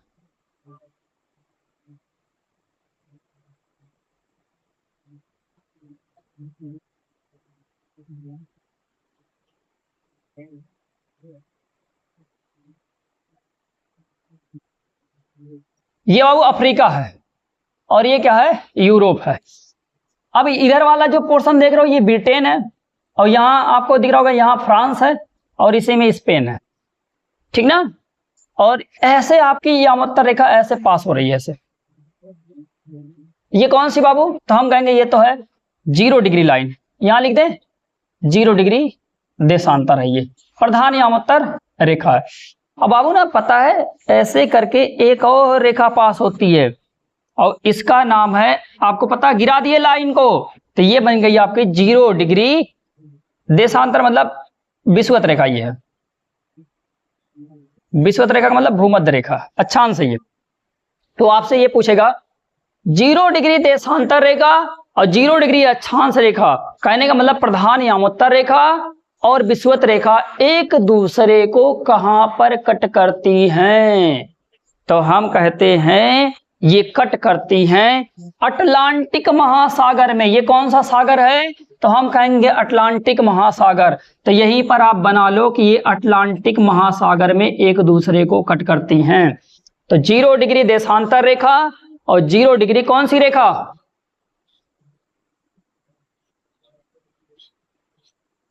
पांच मिनट और समझ गए? तो यहां लिखो 0 डिग्री देशांतर रेखा तथा 0 डिग्री अक्षांश रेखा एक दूसरे को अटलांटिक महासागर में कट करती हैं। समझ गए? लिख लो 0 डिग्री देशांतर रेखा और 0 डिग्री अक्षांश रेखा एक दूसरे को अटलांटिक महासागर में कट करती हैं। अच्छा, तो जहां पर कट करती है ना, इस पॉइंट को बोला जाता है शून्य द्वीप। क्या बोलते इसको हम? शून्य द्वीप बोलते इसको। क्या? तो आपको पता करना, शून्य द्वीप या इसी को बोला जाता है जीरो आइलैंड। क्या बोलते इसको? जीरो। बाबू इसको आइसलैंड नहीं पढ़ते, इसको आइलैंड पढ़ते हैं, जीरो आइलैंड, ठीक ना? इसको क्या कहते हैं? Zero island. तो आप कहोगे भैया इसकी क्या खासियत है? पहली खासियत देखो इसकी ये है कि पहली बात तो यह एक काल्पनिक द्वीप है। कैसा द्वीप है ये? काल्पनिक द्वीप है, केवल इसकी कल्पना की जाती है। क्यों बाबू काल्पनिक द्वीप है? क्योंकि हम कहेंगे जो देशांतर और अक्षांश होता है ना, जो देशांतर और अक्षांश होता है, यह दोनों काल्पनिक रेखाएं होती है। काल्पनिक रेखा है ये। अगर ये काल्पनिक रेखा है तो इसका मतलब ये हुआ कि इनकी केवल कल्पना की जा रही है कि ऐसे ऐसे खींची गई होंगी। समझ गए? और ये नहीं कि उस पर तार लगा के खींच दिया गया है, ये लगा के खींच दिया गया, ऐसा नहीं किया गया है। तो आपको ये चीजें पता होनी चाहिए कि ये कैसी रेखाएं हैं। तो हम कहेंगे यह एक काल्पनिक रेखा है। समझ गए बाबू? अगर दो काल्पनिक रेखाएं एक दूसरे को काटेंगी तो उनको आप किसके नाम से जानोगे भैया? काल्पनिक बिंदु के नाम से ही तो जानोगे। तो इसका मतलब ये कैसा बिंदु है? काल्पनिक बिंदु है। और अगर ये काल्पनिक बिंदु है तो इस बिंदु को ही तो शून्य द्वीप बोल रहे हो, तो आप कहोगे ना कि ये क्या है? तो हम कहेंगे शून्य द्वीप एक काल्पनिक द्वीप है। जो कहां पर स्थित है बाबू? अटलांटिक महासागर में। लिख देता हूं, नहीं तो कुछ लोग लिखेंगे भी नहीं और फिर गालियां देंगे। अटलांटिक महासागर में। और बाबू एक जगह इसको और बोला जाता है, ये कहां पर है? अगर अटलांटिक महासागर ऑप्शन में ना दिया हो तो दिया होगा गिनी की खाड़ी। कहां दिया होगा? गिनी की खाड़ी। गिनी की खाड़ी। खाड़ी दूसरे क्लास में पढ़ेंगे, इसमें बहुत क्लास लंबा हो रहा है। तो ये वाला जो आपका बना, तो ये क्या बन गया? ये जो रीजन है ना, इसको बोलते हैं गिनी की खाड़ी। तो वहीं पर ये कट कर रहा है, तो इसीलिए इसको बोलते हैं गिनी की खाड़ी में कट करता है। ये भी आप समझ गए। और आगे चलते थोड़ी से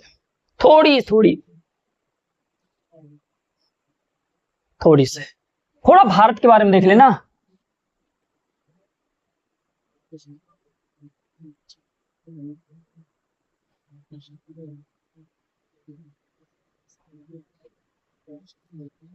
बाबू आपको पता ये है जो देशांतर रेखाएं होती हैं इनसे हमें समय का पता चलता है। तो समय के निर्धारण के लिए हम किसका प्रयोग करते हैं? देशांतर रेखाओं का। तापमान और जलवायु का निर्धारण करने के लिए हम किसका प्रयोग करते हैं? तो हम कहते हैं हम यहां पर अक्षांश रेखाओं का प्रयोग करते हैं। ये इतना हमें आता है। ऐसे अब भारत है। भारत में आपने देखा होगा कि चलो जैसे मान लिया कि ये मान लो भारत का मैप, ऐसा कुछ मान लेते हैं भारत का मैप, ठीक ना? ऐसे भारत का अभी मान लेते हैं ये भारत कैसे मैप।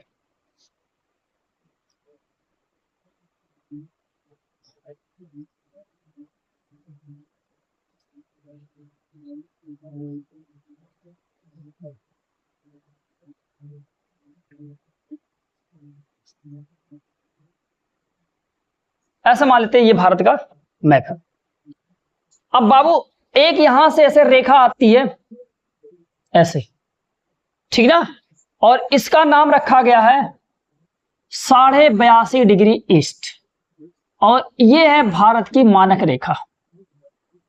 भारत की मानक रेखा, सब बताऊंगा मानक रेखा क्या होते क्या नहीं। भारत की मानक रेखा, या इसी को बोलते हैं भारत की प्रधान यामोत्तर रेखा, ठीक ना। 82.5 डिग्री ईस्ट, ईस्ट याद रखे रहना, क्योंकि अगर आप पूरे विश्व में देखेंगे तो अगर ऐसे पूरा आपने देखा होगा पूरा विश्व, तो ये 0 डिग्री है, ये 180 डिग्री है, इधर -180 डिग्री था, हमने अभी पढ़ के, तो 0 डिग्री के भारत जो है ना यहां कहीं लाई करता है भारत, समझ गए। अगर भारत यहां पर कहीं लाई कर रहा तो इसका मतलब यही तो हुआ कि ये आया होगा ईस्ट में, तो जो जो यहां पर ऐसे अक्षांश खींचे गए होंगे सभी अक्षांशों के पास में हम क्या लिखेंगे, ईस्ट ईस्ट लिखेंगे, और इधर जो होंगे उनके सामने क्या लिखेंगे, तो हमने कहा वेस्ट वेस्ट लिखेंगे। तो भारत अगर यहां आ रहा है तो हम कहेंगे यहां पर अगर आ रहा है तो हम क्या लिखेंगे, ईस्ट। तो भारत की जो मानक रेखा है ना वो कितनी मानी गई है, तो हम कहते हैं 82.5 डिग्री ईस्ट, ईस्ट याद रखे रहना, भारत की ये मानक रेखा है, और इसी को भारत की प्रधान यामोत्तर रेखा कहते हैं। बाबू क्यों, यामोत्तर रेखा का मतलब केवल इतना संपर्क मानो, इतना संबंध मानो कि यहां से क्या चीजें हो रही हैं, यहीं से भारत के टाइम को डिसाइड किया गया होगा कि अरुणाचल प्रदेश में समय क्या बज रहा होगा, या मतलब गुजरात में क्या टाइम हो रहा होगा। इन सब का जो भारत में टाइम का निर्धारण किया गया है, समय का निर्धारण किया गया है, वो किस रेखा से किया गया है, तो हम कहेंगे 82.5 डिग्री ईस्ट से किया गया है। तो भारत में समय का निर्धारण कौन से देशांतर से किया जाता है, तो आपको बताना है 82.5 डिग्री ईस्ट से किया जाता है। अच्छा, 0 डिग्री से लेकर यहाँ के 82.5 डिग्री ईस्ट के बीच में कितने डिग्री का मतलब कितने घंटे का अंतर है, तो 5 घंटे का अंतर होता है, निकालेंगे आपको पता चल जाएगा। क्योंकि आपको पता है 1 डिग्री बराबर कितना होता है, तो आप कहोगे 1 डिग्री बराबर 4, समझ गए, 1 डिग्री बराबर 4 मिनट। तो ऐसे आप 82 डिग्री बराबर भी निकाल सकते हो कितने, तो टोटल अगर आप निकालोगे तो आपको मिल जाएगा वो मतलब मिल जाएगा आपको 5 घंटे। कैसे निकालोगे, देखो 15 डिग्री बराबर 1 घंटा, तो 75 डिग्री बराबर कितना हो गया, तो 75 डिग्री बराबर हो गया बाबू कितना, तो हम कहेंगे 5 घंटा। 15 × 5 = 75 ना, 5.5 घंटा अंतर होगा, सॉरी 5.5 घंटा आएगा, समझ गए। जैसे 15 डिग्री बराबर कितना होता है, 15 डिग्री बराबर 1 घंटा, तो बताओ 75 डिग्री बराबर कितना होगा, 5 घंटा। तो उसमें आपने देखा 7.5 और बचा है, अगर 7.5 और बचा है तो उसमें आप जोड़ोगे तो मतलब 15 का आधा 7.5 होता है, तो इसका मतलब आधा घंटा और जोड़ देना उसमें, तो कितना आ जाएगा, तो हम कहेंगे, समझ लेना अपने हिसाब से, नहीं समझ में आएगा बताइए कमेंट में, मैं फिर बताऊंगा, और क्या इसमें कौन सी बड़ी बात है। अब ये बाबू पूछेगा ना ये कितने राज्यों से होकर गुजरती है, समझ गए, भारत के कितने राज्यों से होकर ये गुजरती है, तो आपको लगाना है 82.5 डिग्री ईस्ट जो है भारत के 5 राज्यों से होकर गुजरती है। कितने राज्यों से होकर गुजरती है, 5 राज्यों से होकर गुजरती है। तो भैया कौन कौन से 5 राज्य हैं, 5 राज्य, 5 राज्यों में देखो भैया, पहले राज्य का नाम रखेंगे उत्तर प्रदेश, यूपी, मिर्जापुर, सभी को पता होगा मिर्जापुर, नैनी वैनी सभी नाम सुना होना होगा, लेकिन ऐसे क्या लिखें उत्तर प्रदेश। अब बाबू अगर पूछ ले, अगर ये उत्तर प्रदेश से गुजरती है, नाम सुने होंगे ना, नैनी से गुजरती है, नैनी, इलाहाबाद में एक जगह है नैनी, वहां से, तो यहां लिखेंगे उत्तर प्रदेश।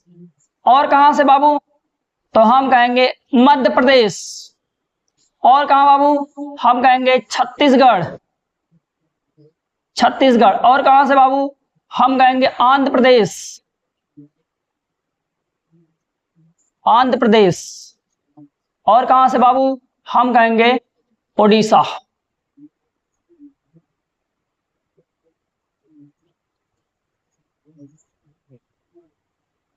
ठीक ना। ये 5 राज्यों से होकर ये गुजरती है। कौन कौन से? उत्तर प्रदेश, मध्य प्रदेश, छत्तीसगढ़, आंध्र प्रदेश और उड़ीसा। ये 5 राज्यों से भारत की मानक रेखा जो होती है क्या करती है? गुजरती है। यही क्वेश्चन पूछ लिए जाते हैं तभी। अच्छा, इनको अगर आपको समझना होगा तो ये मैप से बहुत बेहतर समझ में आते हैं। तो आप अपना एटलस खोलिएगा, उसमें मैप देखिएगा, मैप में ऐसे मैच करवाइएगा, आपको सब चीजें समझ में आ जाती हैं। अच्छा, अब आपसे पूछेगा एक क्वेश्चन और, इसमें लास्ट क्वेश्चन। यहाँ है अंडमान निकोबार, ऐसे करके ये फैला हुआ है, ठीक ना। पूछता है कि भारत में सूर्य की पहली किरण, सुनो क्वेश्चन, भारत में सूर्य की पहली किरण किस द्वीप पर पड़ती है? तो आपको लिख लेना है कटचल द्वीप पर पड़ती है। कौन से द्वीप पर? कटचल द्वीप पर, ठीक ना। भारत में सूर्य की पहली किरण कौन से द्वीप पे पड़ती है? तो आपको लिखना है कटचल द्वीप पर, कटचल द्वीप पर। अब बाबू ये कटचल द्वीप है कहां? तो आप कहोगे ये है अंडमान, अंडमान निकोबार द्वीप समूह में। अंडमान निकोबार द्वीप समूह का एक द्वीप है कटचल द्वीप, और वहीं पर क्या है? सूर्य की पहली किरण इसी वाले पर पड़ती है। क्लियर हो गया कि नहीं? अच्छा, अगर पूछेगा कि ये जो सबसे कौन से क्षेत्र पर, द्वीप ना पूछे, भारत के क्षेत्र में पूछे, ऐसे जो ये वाला क्षेत्र है इसमें अगर पूछ लेता है कि कहां पर सबसे पहला पता पड़ता है, तो आप यहां पर लिख लेना, यहां पर एक गांव है उसका नाम है किबीथू, किबीथू, समझ गए? किबीथू, किबीथू एक गांव है या क्षेत्र है अरुणाचल प्रदेश में। कहां है ये? तो आप लिखोगे अरुणाचल प्रदेश में। अगर द्वीप नहीं पूछता है, भारत के क्षेत्र पर पूछता है, तो आपको बताना है किबीथू, तब यहां पर पड़ता है। सबसे पहले उजाला सुबह यहीं पर होती है किबीथू में। और अगर द्वीप ही पूछता है तो भैया आप कटचल द्वीप मार के आओ, ठीक ना। बाबू देखो, देशांतर में इतना ही था। मुझे दुख है कि लेक्चर बहुत लंबा हुआ है, लेकिन क्या किया जाए, अगर चीजें अधूरी छोड़ देते तो आपकी चीजें होती भी नहीं, इसलिए इतना करना जरूरी था। इसलिए धन्यवाद।